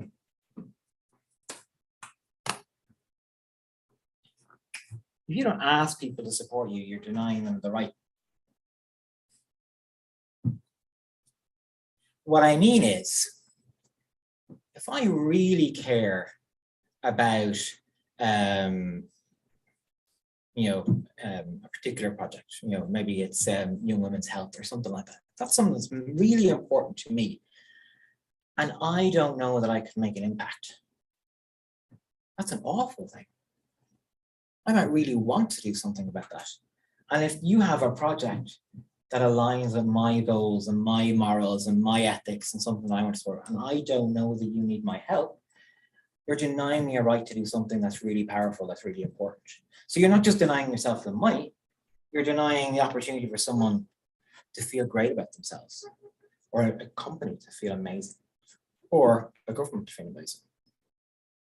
So when we don't talk about our need, when we don't fundraise, when we don't share the story, when we don't talk about the impact that we're making, we don't talk about individuals who need our help and connect them to our projects, we're denying people all over the world the opportunity to make an impact on those people.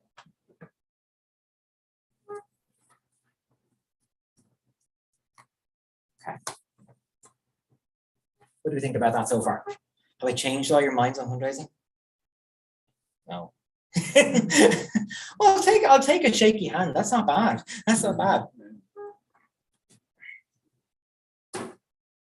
But to take my point, we have to get rid of the whole philosophy that fundraising is just a dirty secret that we have to do in order to keep the lights on, and that it's actually about giving opportunity to make an impact. And if we as a team, as an organization, can just change that, it becomes so much easier. You're skeptical. I get it.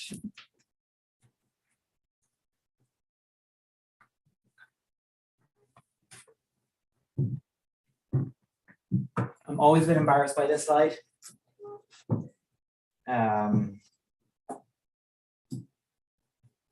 I used to work for the Irish Cancer Society many years ago as a lowly community fundraiser. So part of my job was running Daffodil Day, for anyone who knows Daffodil Day. And we would have to phone, I'd have a call list of like 100, 150 volunteers. And I'd have to call them to see if they were on board for this year. I was young and innocent then. But I'm terrible. As you could probably guess, I get distracted a lot.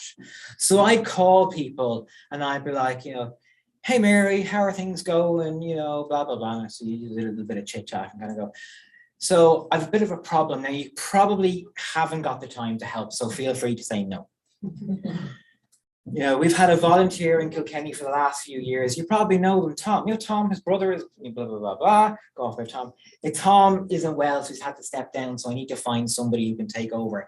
I'm not going to ask you to help, but I was just wondering if you had any ideas of how we might be able to solve that problem. Do you know those kind of conversations? We've all had those kind of conversations in whatever context, where you call somebody to do something you just don't actually get around to asking. Or worse, you make the decision for them. So I call you and say, now feel free to say no. It's kind of a strange thing. So I created this arrow, and embarrassingly, I called it the magic arrow because I was really chuffed at myself. And then I've shared this all over the world, and I just had to stick, and I keep thinking, I need to change the name, and I never have.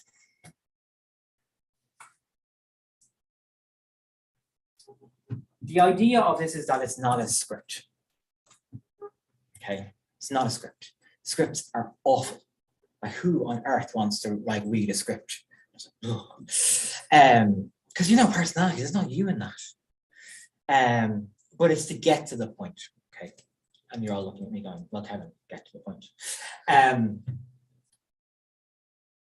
this is effective for setting up a meeting, for getting a business to sponsor you, to inviting a speaker to a conference, whatever happens, whatever the need you have for your organization, this is an effective way of having a conversation. And it can be adapted to an email, but for whatever. Starts off, very simple. I work for whatever organization. Stick to it. We'll stick to kind of something everyone's familiar. I work for Navan Homeless Society. I happen to live in Navan. I work for Navan Homeless Society. It's important to me because I hate to think that in our community, there are people who have nowhere to sleep tonight. I think that we can make an impact on that by raising money to build a hostel and ensure that everyone has a safe place to go. I know that as a resident of this town, that's something that's important to you because you want your children and your customers to live in a town where people aren't suffering, where people aren't on the streets, because we all feel better when everyone's doing that a little bit better. Would you make a donation of €1,000 towards building that hostel? Okay, now I'm just making that up. Again, I don't practice it. You can probably tell. But it works in all contexts. I'm not going to try and do your projects because I end up embarrassing myself and offending you. But see, it's simple, okay? Now there's 3 things that are important to that, and the rest is all irrelevant, okay? First thing, it's I. I didn't say, we are doing this, we're doing that. I said, I work for this project, I work for this organization, I think it's important, it matters to me, because I'm a person. No one gives a damn about your organization, no one cares. Organizations aren't emotive, aren't important, we care about people. I work for it. So I can call the CEO of Mercedes and I can kind of go, I work for this project. I've seen the impact on the ground it's making. I've heard from the health professionals in this community and the impact it's making. I know, I'm a witness. So it's I. And then it's you. I'm not talking to, Mercedes Limited or whatever the hell their official company name is, because I'm talking to Tony or Mary or whoever. I'm talking to a person. So that can be, I know that you believe in your company's values because they're your values, or whatever happens, I'm talking to you. I know that you would like to see a world where everyone has access to whatever happens. So it's you. I am talking to you always. Don't care whether you're a government minister, civil servant, CEO, or just an individual. So they're the first 2 most important things. I am talking to you. And then the third thing, if anyone remembers, I asked for something. In this case, I asked for €1,000. The most important thing is I shut up.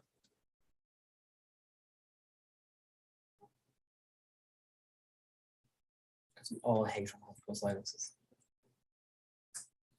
And I let them answer. I didn't say, can you give me a donation of €1,000 now? If €1,000 is too much, it's okay. We can take 500. We've done that, yes? We've all done that. Why am I giving an answer for someone else? So if I'm talking to, would you consider sponsoring our project at €50,000 for the next 3 years? They can go, what? Are you mad? You think I made them? They can do that. That's fine. They're not stupid. Like, they can speak. So they can say no. They can go, are you mad? I couldn't afford that. That's no problem. What would you feel comfortable at? Oh, well, we could maybe do 1,000. Okay, 1,000's a good start. Maybe I can come in and we have a conversation, or whatever the next step is. But I asked for something and I shut up. You've no idea how hard that is for me. I have no idea. So when you're asking for support or you're asking for a meeting, I know if you're talking at, an institutional level, or if you're talking about, to large companies, the ask might be as simple as, could we set a meeting for us to come in and talk about the possibility of you funding our project? Leave it at that. Let them say, oh, we're not interested in that. Well, can you tell me why, or whatever the next level is. I'm talking to you, I'm going to ask for something and shut up. That's all you got to do to ask. What do you think? Terrifying though. Absolutely terrifying. Like, I hate doing this, but under no illusions that I'm sort of like, oh, thank you. Got a half time. Should I run off for an orange? But be under no illusions that I think this is like something that I'm comfortable at. Like, I had to create this because These things terrify me, but it works. So let you think about that. I'm actually going to let people stretch their legs and run out. You know, if you, sorry, do you have a question? Yeah, go. Thank you, it's very, very relevant. And I just have two questions. Yeah, and then we're going to have just a 3-minute break, just because I know you're listening to me for a long time. Phrasing, you can support us by versus we need your help, for example. Is it better to say you could support us by? That's not just one. And number two, then you said ask a question. You asked for 50 grand. Of course, if you ask big deliberately because you want to give more than you like to give at the start, explain that. Okay. I would say my interesting on help versus support. Which would you respond more to? Yeah, Someone like the not. first one probably sounds better, you know. So can you help me? Oh, of course. Like it's our natural thing. Yeah. We lean in. Yeah. So you want people to lean in. You want even if the lean in is like, oh, tell me more about that. So help is always, support is like, I always feel support is like, I'll hold you like that, you know, that kind of thing, whereas help is reaching out. But it depends on the context. The specific amount, I would know how much, depending on the context. And obviously I'm trying to be really broad here, but if I'm talking to a major company, for instance, I know how much they've given to other people before. So I'm asking at that level. Because I know that that's where they're comfortable at. Of course, they're always able to go down. They're never going to go up. So I need to have done my research in advance. And there's nothing worse, whether you're talking companies that are a little bit different, particularly if you're talking about high net worth individuals, you can really offend wealthy people by not asking for enough. Seriously. Because their view is, did you not do your research? Again, people who are wealthy are business people, they're accomplished, they're like intelligent, they've achieved things. And their view is, if I had the meeting with me, I'd be prepared. So if you go into whoever it happens to be and ask for 5,000 euros, they're like, is that no, I'm worth 300 million? Like, and so you got to know what's the right thing to go into them. That's where research comes in. Can we take just a couple of minute break? Just because I know you're just to stretch your legs. If you can come back as quickly as possible, so I don't want to stretch on the whole morning any longer, but I need you to stretch your legs. Thank you so much. I'm not even worried, but I think it's honestly good if you're looking for responsibility on a project and like resonating. I think you don't ask, you make you ask. It's okay to say no. You're sort of not voting for yourself, really giving them a chance to. Yeah. It's just like we talk ourselves out of it. It's like asking someone out on a date and then saying it's all right. It's kind of like, you know, it's kind of madness. I find it great. Just for teaching funding within the are making good support. Yeah. It's just it's particularly I think in like each big institution that we get stuck in internal language and we forget that it's Mary who's actually reading it. Dear colleagues.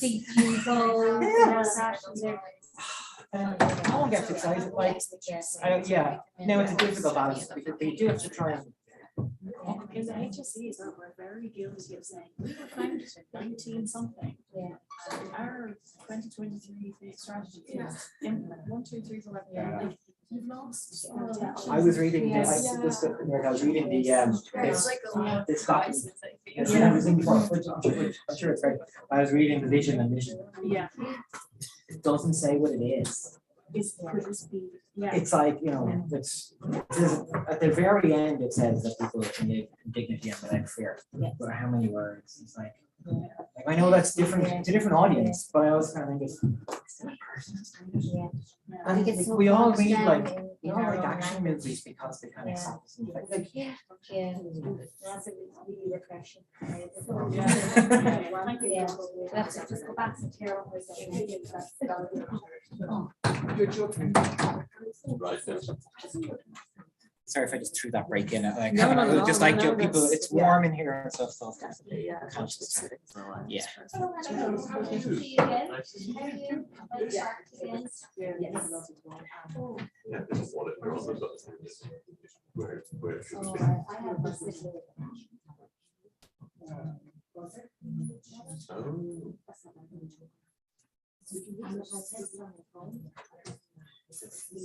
Yeah.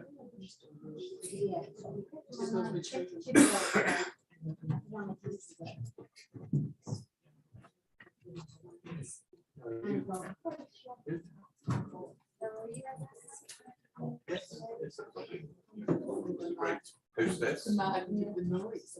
So I was actually, because we're actually having a nice conversation. I can't remember what I have next. Sorry, I'll figure it out. I don't want to click on it. No, I don't remember.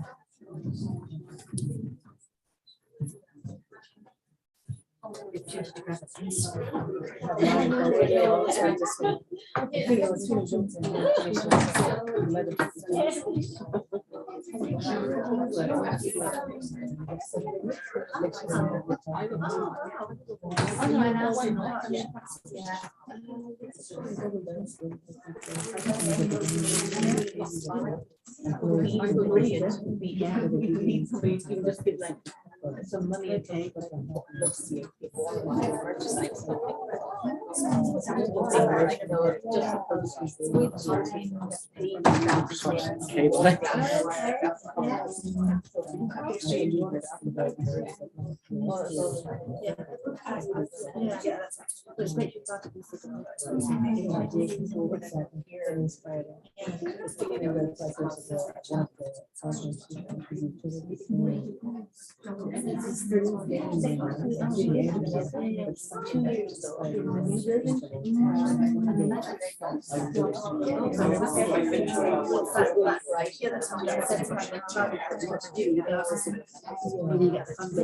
Straight away.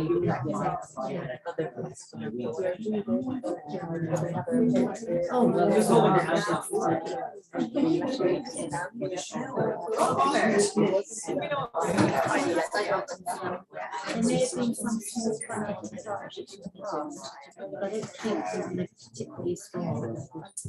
You mentioned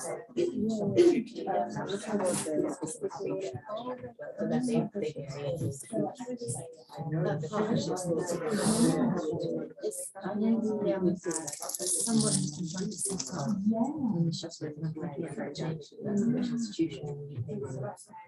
I mean, maybe it's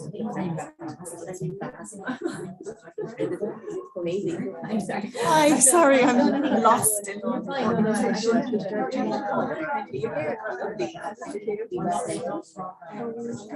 Just mentioned to you, like, we're going to the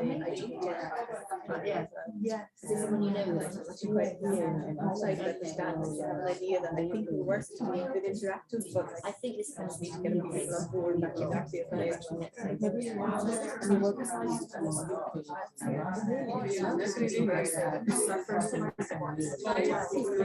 You get questions out there,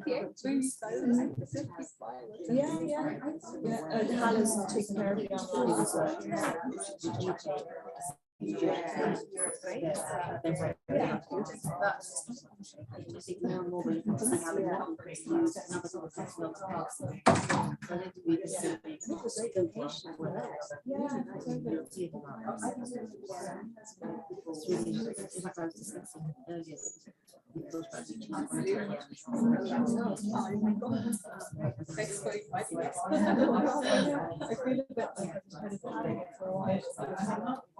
couple of days here, I'm kind of exhausted. No, I'm trying to don't get worry really about good. it. Don't worry about it. On the contract. So what if we have this? What if we?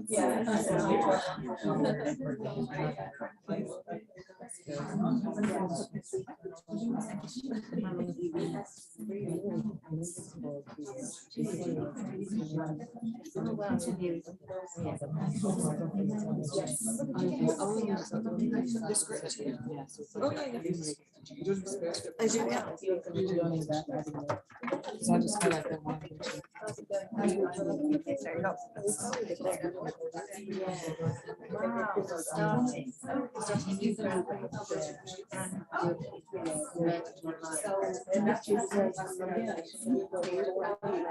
Yeah, I saw you.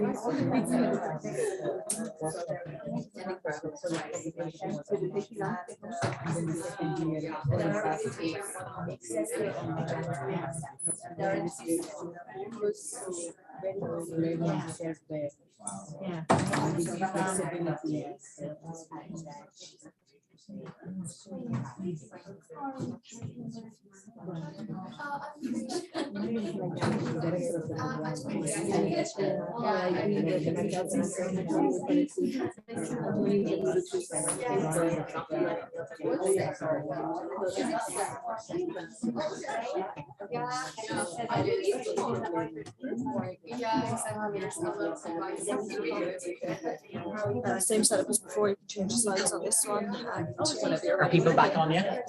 Yeah, whenever you're ready, kick off. Okay. Can we get started again, guys? Sorry, I was getting distracted too with the good conversations, but it's back to me.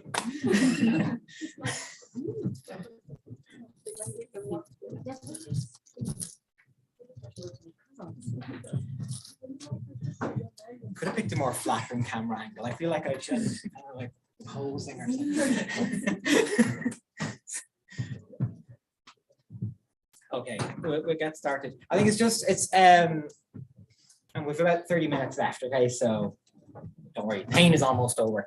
I just want to kind of capture one thing after is just speaking to somebody there, just in the break is, I don't find this easy. Like, just so be like, I know I come across kind of, you just do that and it's fine.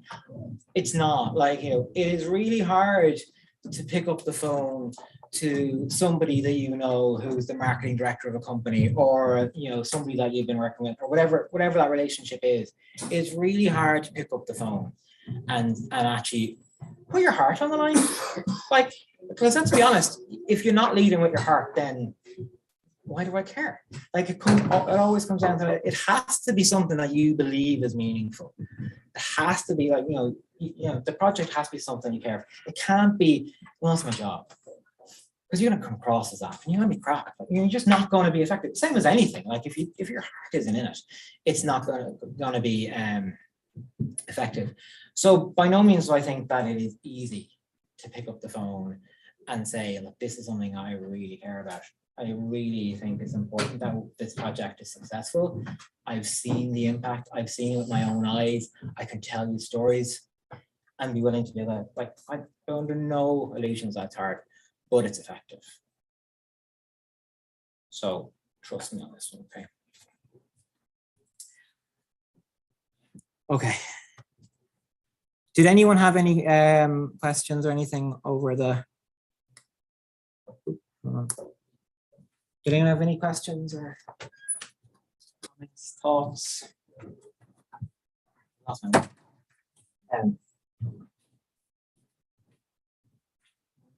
Just kind of an observation. Yeah. I think, and I know not everybody in this room might be Irish, but I think in Ireland there's a culture of being indirect anyway.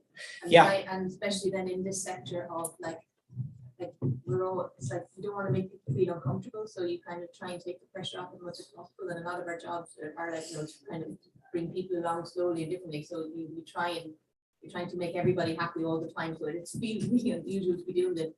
Yeah. But having said that, like in other countries and places, they don't have that at all. Like it's a very different approach. Like I got an email there from somebody going, here are 5 details, please transfer them. Like, yeah. I would never do that. Like, but sometimes like it is, can be, you know, you're sort of shooting yourself in the foot without realizing it. So you do really have to kind of take yourself out of it almost. And yeah, it can be very effective. Yeah, thanks. I just always think about, like, because you're right, we have these kind of cultural kind of sensitivities, and it's not that, well, funny actually, fundraising around the world in different countries, there is actually different fundraising cultures in every country, which is kind of weird. And you start talking about like methods of fundraising, and you're in Scandinavia, and people are like, what? With a high of 21 and a low of 14. Sorry, Siri, I just asked Siri for the weather. That's okay. Weird.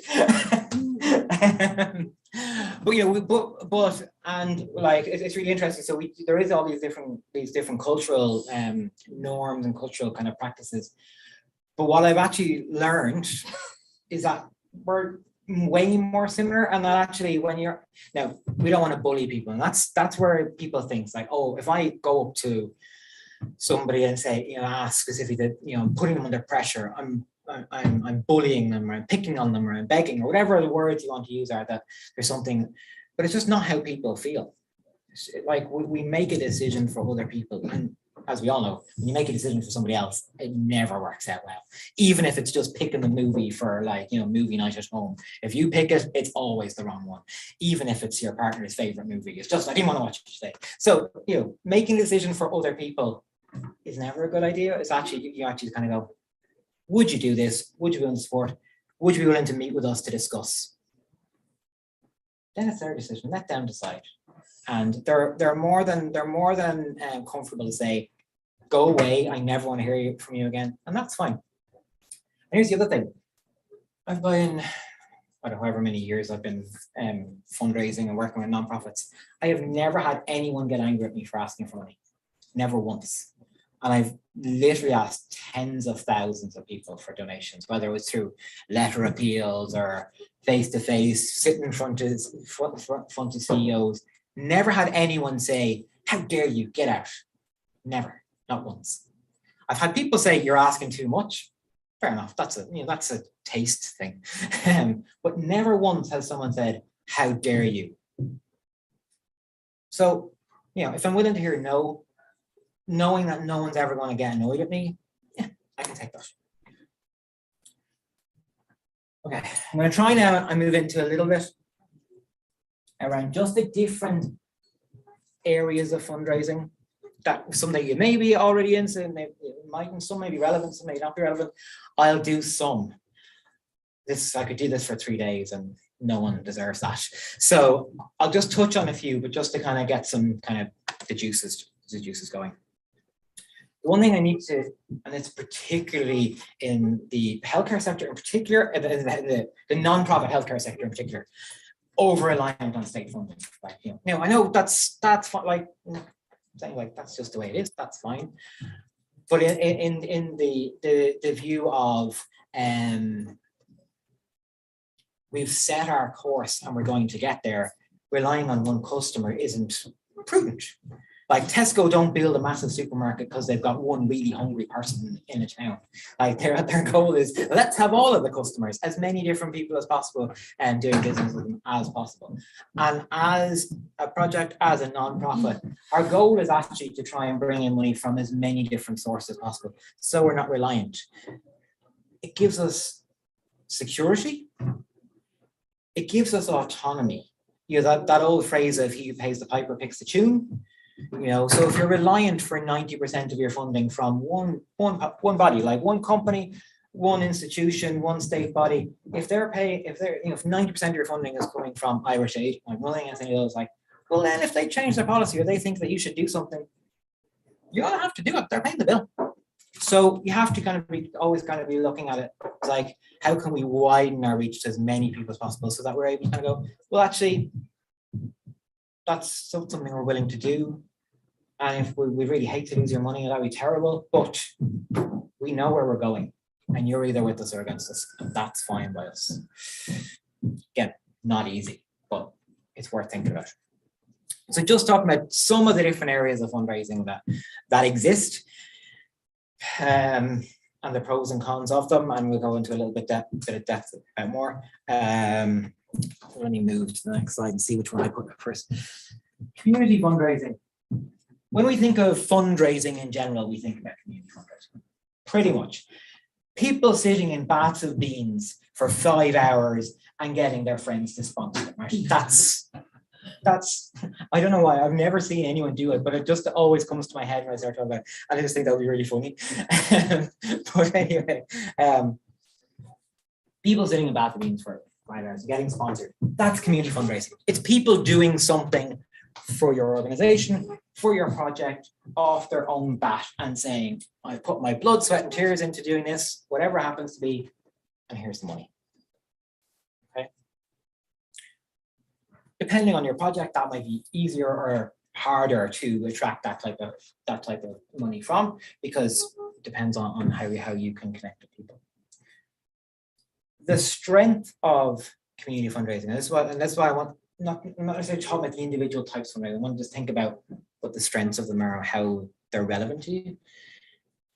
If I'm raising money for your project and I'm going to sit in the bath of beans for 5 hours, right? First off, I'm a lunatic, but that's a separate thing. What am I doing? First off, I'm endorsing your work. I'm a separate entity to you, but I'm saying this project is important to me and to everyone I'm associated with, my work colleagues, my community, my friends, my family. I'm willing to expose myself, like, you know, as in put my arm out there and kind of go, can you give me €5 for your project? So there are people who you would have no way of reaching except through me, and I'm endorsing you. And that's the power of reaching out to the community. Now you can do that on like social media, you can do it, you know, you can use volunteers, you can use students, whatever that happens to be. But when you encourage people to put up their hand and say, yeah, I'll do that for you. I'll run a marathon for you. I'll do a triathlon for you. It's not really about the money. It's about what that says. You're building an army, you're building a community, you're building people around you who are saying, I say that project is valid. And that's something you can't buy. It's much more powerful than saying, you know, we receive money from Irish Aid, we receive money from Mercedes. Why am I the Mercedes for some reason? Anyway, we get money from them, we get money from them. We kind of go, we have 5,000 people from all over the country who participate in activities for us. And that's a movement. And that's 5,000 people who are exposing themselves to their friends and their family and saying they're good. So that's one important reason why community fundraising is something to be open to. It's not necessarily about how much money. The other thing is the amount of money that can develop is unlimited, because you don't know. I may be some lunatic who's going to sit in a bath of beans and I have no friends. I know people are just going to go, off you go there, Kevin. See ya. And that might be useless to you, but you're no harm, no foul. It doesn't hurt you. I can make a fool of myself for you. It's not gonna... But maybe all my friends are billionaires. And maybe they're going to give you, well, I'll give you €1 million for every hour you can stick it out. You don't know. You've no idea. So it's limitless, the power of using people. So it's something to be aware of, that you want to encourage people in. That's why when I was talking about everybody has the right to support you, and if you don't ask people to support you, you're denying that right. Maybe there is someone who's willing to do something crazy for you, just because you kind of go, no one's interested in our project. Like, that's a bit policy driven. It's a bit like, it might be a bit boring. Who knows? You don't know. And because you think it's important, you've decided it's the valuable thing. Who's to say that you can't get it, but there's other people out there who don't go, yeah, I'm willing to do that. That's something I care about. So that's why community fundraising is a good thing to add. What's next? Corporate fundraising. How do you get money from businesses? What everyone wants to know. The few things I want to dispel, or not dispel, we're very attracted to money from corporates, kind of for two main reasons. One, because on average, the average business can give more money than the average person, right? Not exclusively, but even if it's a local hairdresser, they're likely to be able to give more money than I can as an individual, because it's a business. So one of the reasons why we should and do want to have corporate donations, philanthropy, sponsorship, whatever way you want to call it, as part of our fundraising mix. The other reason why, and this is harking back to why I've been like beating you over the head for the last hour, we are attracted to businesses because we think it's easier. And it's like, it feels a little bit less uncomfortable asking a big brand name for money than it does my friend. So we're attracted to corporate fundraising because we're a little bit scared as well.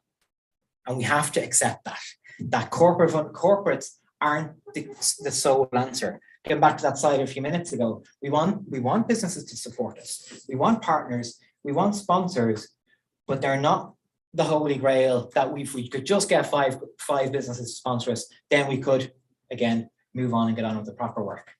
We want them as part of our mix. We want them to be partners. We want their values to align with ours, 100%. But we have to be careful that we're not just focusing on that because we think it's easier. Okay? Have I made my point?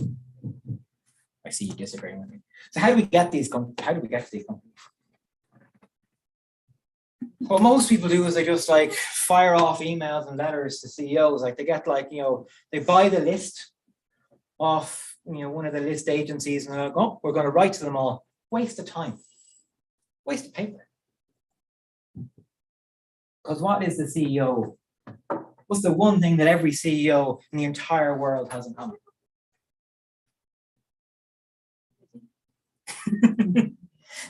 Yeah, they're people. Always a person. And are we likely to give our time to a stranger that we've never heard of, or someone whose husband has said, oh, I know them, will you meet with them? Which is more likely to happen? Second one. Because they're people. Relations. See, I'm bringing it all back around. So good. So how we find corporates now? I'm assuming that you haven't got any corporate partners. I know you're all at different stages of your development of your projects and stuff. But one begets the other, if you want. So the first thing we want to do is kind of go, where do we know where people work? Where does my wife work? Where does my husband work? Where does my uncle work? Where does Tony's wife work? What about the board? Whatever. Where do we know that people work? First thing. That's our first step. Make a list. And then we go and talk to all those people and say, how does your company do its sponsorship or its philanthropic giving? Ask them. Some have an annual giving fund. Some, it depends on the whim of the marketing manager. Some have a committee that decides. But you need to know. You need the information. So you go to Kevin and say, Kevin, how does your company do its sponsorship, its non-profit support? Well, every November we have applications and we do it. Fantastic. Can you get us the form and let us know when that is? No problem. I'll get you the form. Now I'm not going to waste my time. I'm going to submit the form when it's appropriate. So that's the first thing. So where do people work? And find out how they give money. The other mistake that people make is they jump to the top. They just want the CEO or the director of marketing or the board. And again, if we think about our own organizations, that's not really how things work, because it's way harder to say no to someone that we see every day. So if you happen to know someone who's on a graduate program in Google, talk to them. Let them impress their boss by working their way up through the system. Because then the company is like, oh, well, this came from one of our new recruits. It looks good for your contact, like your nephew. But it looks good for them. They're making their way in there. They're impressing their supervisors by saying, oh, I'm connected to this really interesting project. I think that's something we should get involved in. Oh, that's great. You should talk to somebody in HR. They're the ones who do that. I'll go and set up a meeting for HR. So the recommendation is coming inside. Don't jump over people's heads and all of a sudden it's Kevin talking to Tracy's the CEO and she's like, who the hell are you? If her assistant said, actually, yeah, that's my second cousin, like, really interesting guy, he's very entertaining. Well, she's going to give me the time of day. So use the people you have and don't jump over their heads. All right. Then, very straightforward. What are we looking for from? We have an arrow. You have an arrow to use that works in a meeting, that works in a phone call. So you go in and, sorry, I skipped a step. The next thing we want is a meeting.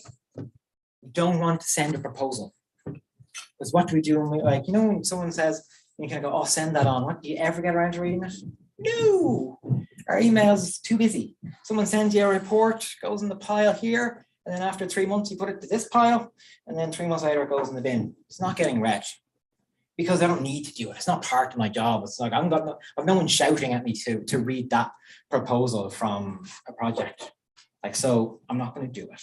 So I don't want to send a proposal. And I don't want to send an email.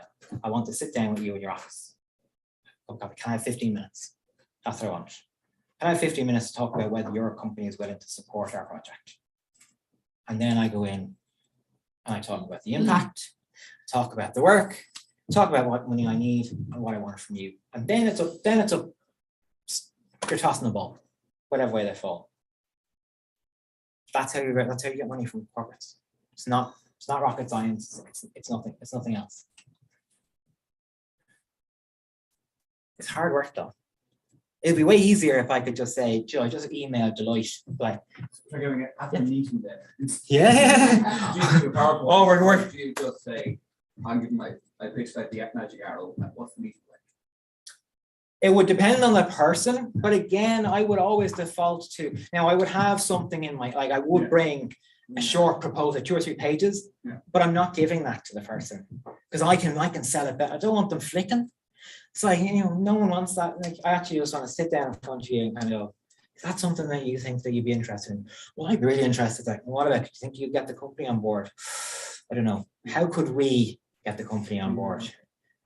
You know that kind of thing. Like, would it help if I came to a board meeting? Whatever it happens to be, but it's just a relationship. It's you know. But yes, try to take any time you can replace a PowerPoint with a person. It's going to do better. Says he with all the slides up at the moment. But there we go. Do as I say, not as I do. Does that make sense? Yeah, good. But what's next? This is kind of very similar. Can we ask Bono for money? Of course you can. Do you have his number? Simple. It's the exact same thing as with the corporates. Again, the problem is that we jump. So depending on your project, I don't know, like, and every project is different.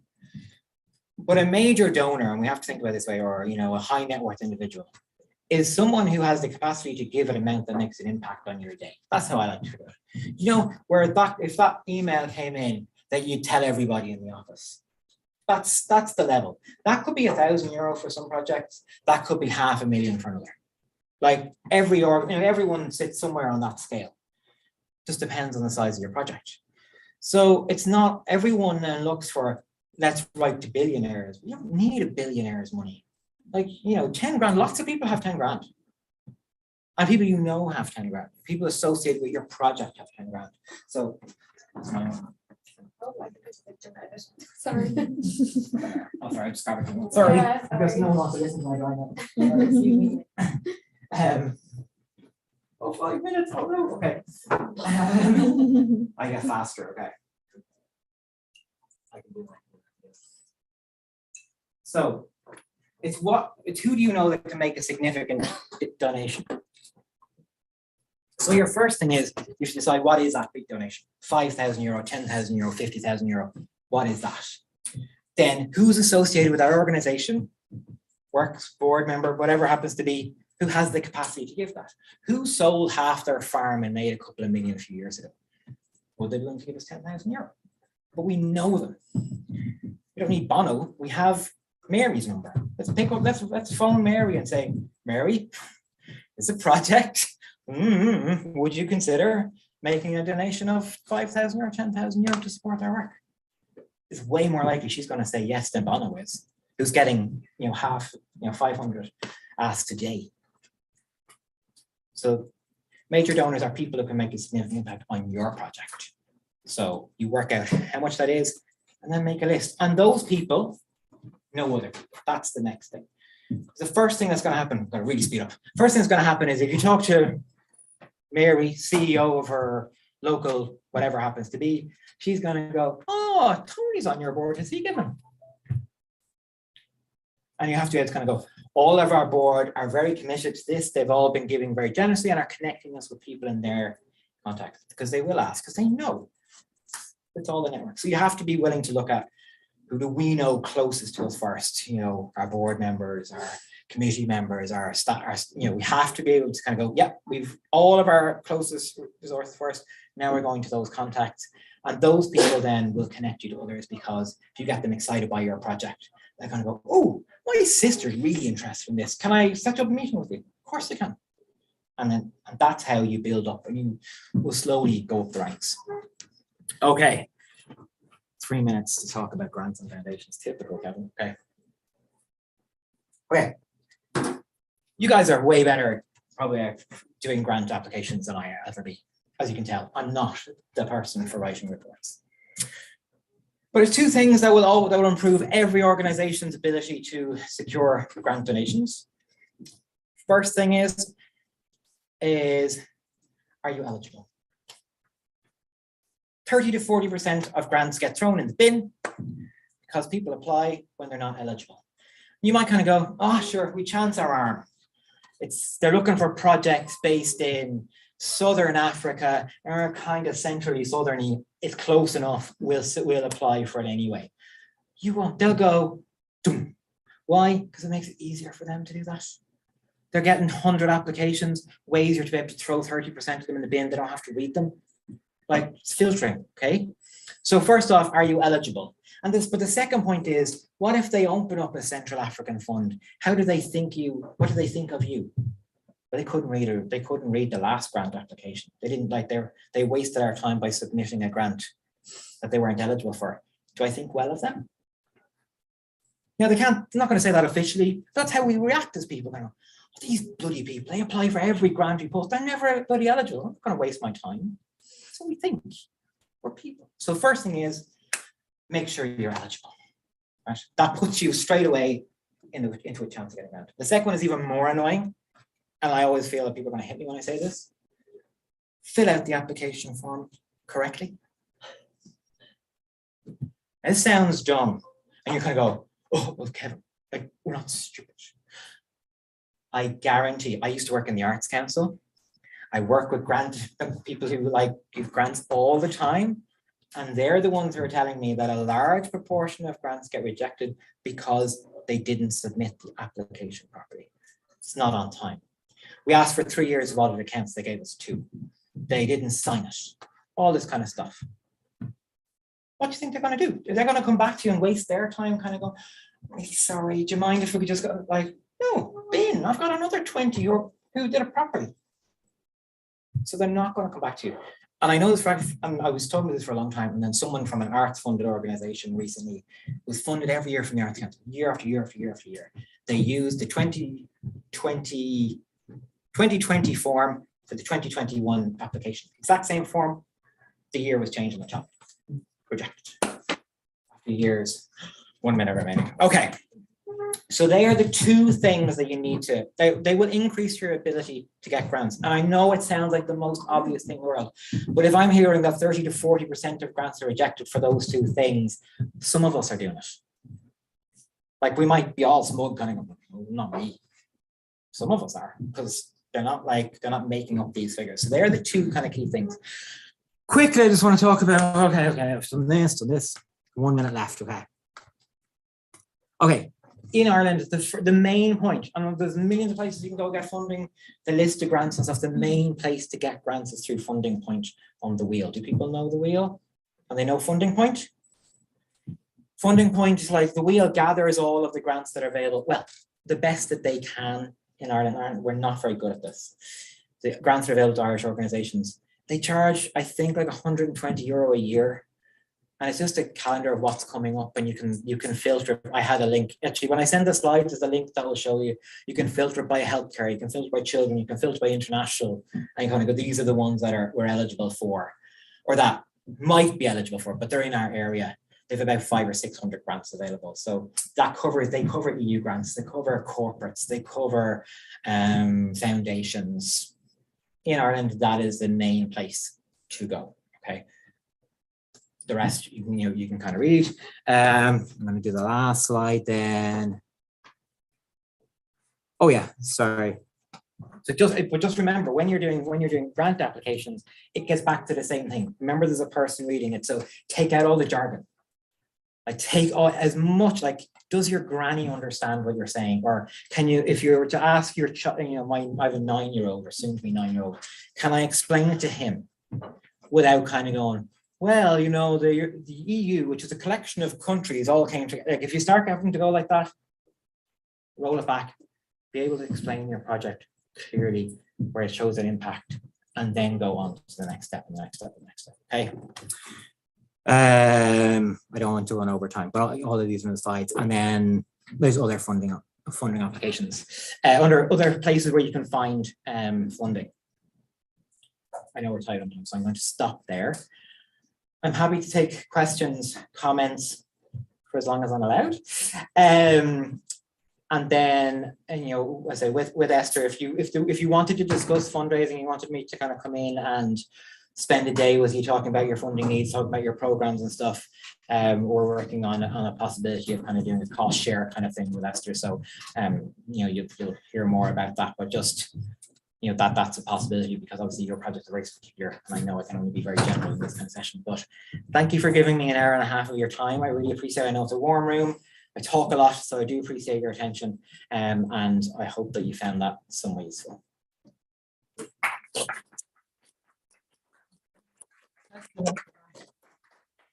Very much. That's really interesting, and plenty of notes on the corner. I'm just wondering, how important is it to have the tax relief angle as part of the law? It's not hugely in Ireland at the moment, because first off, if you're looking for particularly if you're looking for major donors, you absolutely should be, you should be registered with revenue. You should be able to get CHY3 forms and all that kind of stuff to claim the tax that they paid on the money, and they know about that. And that's something that what I call a hygiene factor. They view that as, if you don't ask them to sign the form to donate their tax as well to you, then they will kind of think, who are these guys? They do not know what they're at, because they don't want to pay tax. They're quite happy if their tax goes to someone else. They're like, that makes sense. For corporates, it's not really an issue. It just doesn't. They don't care really about that.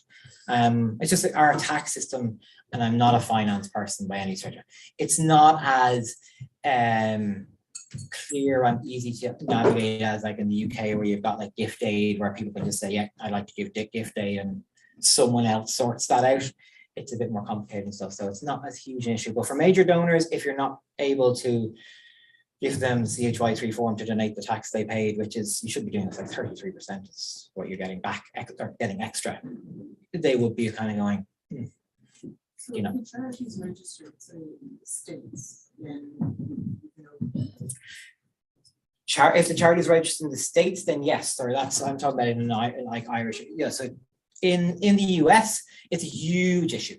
So if you're not registered in the US, getting donations from US individuals or corporations is, nigh on impossible, because it's such a part of the reason why they give is for the tax break. It's part of their culture. It's like, can we write this off? So if you're trying to raise money in the US, absolutely. But then you need to have at least an office space there. There are agencies that, kind of connect, that's set up as a non-profit that filters through, like Irish, the Ireland funds and stuff. So there's ways of doing it that way. That's a complicated issue, but yeah.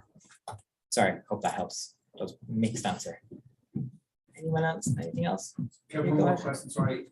What should a major donor, if you get one, expect back in return in terms of their website, in terms of their PR, in terms of their gain, supporting your project? And what can you expect them to want? In most instances, nothing. Because, like, first off, because you're hoping you've engaged them because they actually care and it's not a transactional decision. And particularly in Ireland, again, I'm talking mostly in Ireland context, different to the US, where it's kind of prestigious to have your name on a project or stuff. It's not as common. You do see like a little bit in Ireland, but not as much. So generally, what people want to be viewed as a part of the team. So they want to be kept up to date. Like, so if you've brought them on board to launch a new project, then you want to like be giving them a call to kind of go, oh, the team's arrived on site, just to like, you know, that kind of stuff. They want to be part of it. They tend not to be as interested in it. If they want their name on it and it's something you can give, like realistically, do we care? Yeah. But I don't go selling the advantages, because realistically, no matter how much we sell it, like we have our websites and this is how many views we get, it makes no impact to their standing or their wealth. So, you know, it doesn't actually matter, and you're kind of watering it down. It's like, you should just be part of it because it's the right thing to do and it's actually going to make an impact. Sorry, I have to go. All right, thank you all for your attention. I really do appreciate it. Thank you so much, Kevin. I know I sat in a workshop with Kevin, so I'm hoping that was very useful to everybody. Hala, did you want to introduce this slide here? Yes, please. So thank you very much, Kevin, for all those tips. That was really helpful. And for everyone attending online or in person, there is also an opportunity, as Kevin mentioned, that you can continue working with him. And we offer this half-day workshop in which you will be offered 50% of the cost for this. So it's 250, and then your partnership can cover the remaining 50%, which is 250 euros. And there will be around 6 grants available. So if you attended this event and you are interested, just please send an email to Maisie at maisie@globalhealth.ie, just letting us know you are interested in this opportunity and workshop and the needs for your partnerships and interest. And yeah, that's it. So thank you, everyone. Great. Thank you, Hala. So it's lunchtime for those of us here in Dublin in person, and lunch is ready just outside. So we're going to break until 1:45, right, Maisie? Yeah, so we'll come back into the room at 1:45, and please enjoy talking to everybody over lunch. This is the thing that we've missed the most. So enjoy catching up with people, and we'll see you guys all back online at 1:45. Enjoy your lunch. Bye. Let's see if this otherwise yeah.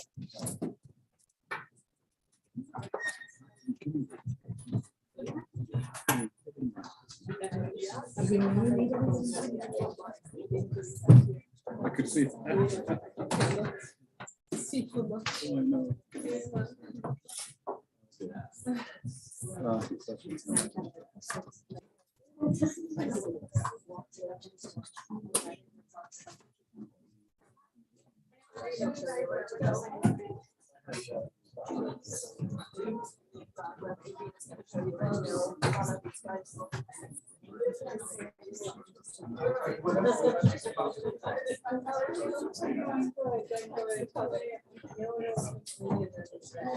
Well, that's true too.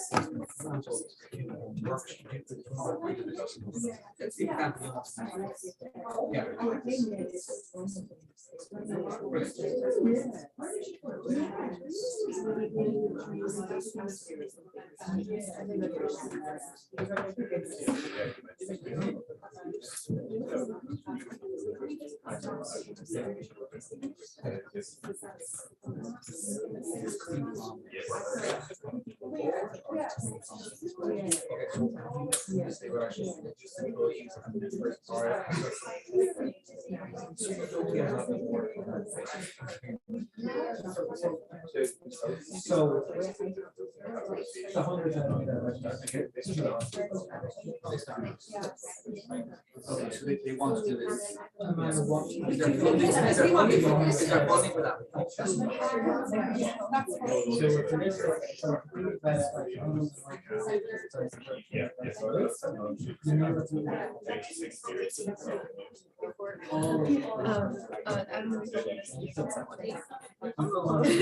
Guys from X-Ray and just wanted to thank you for this opportunity and that's about that.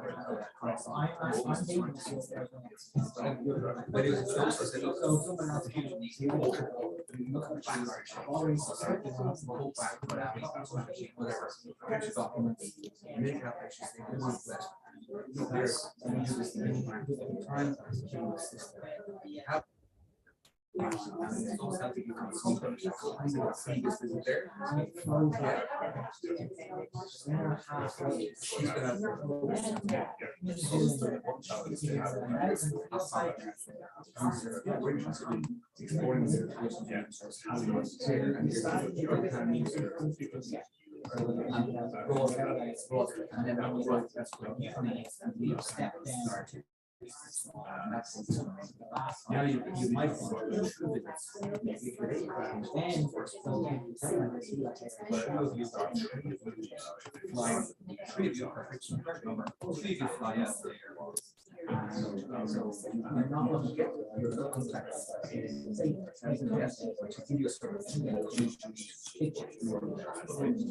fly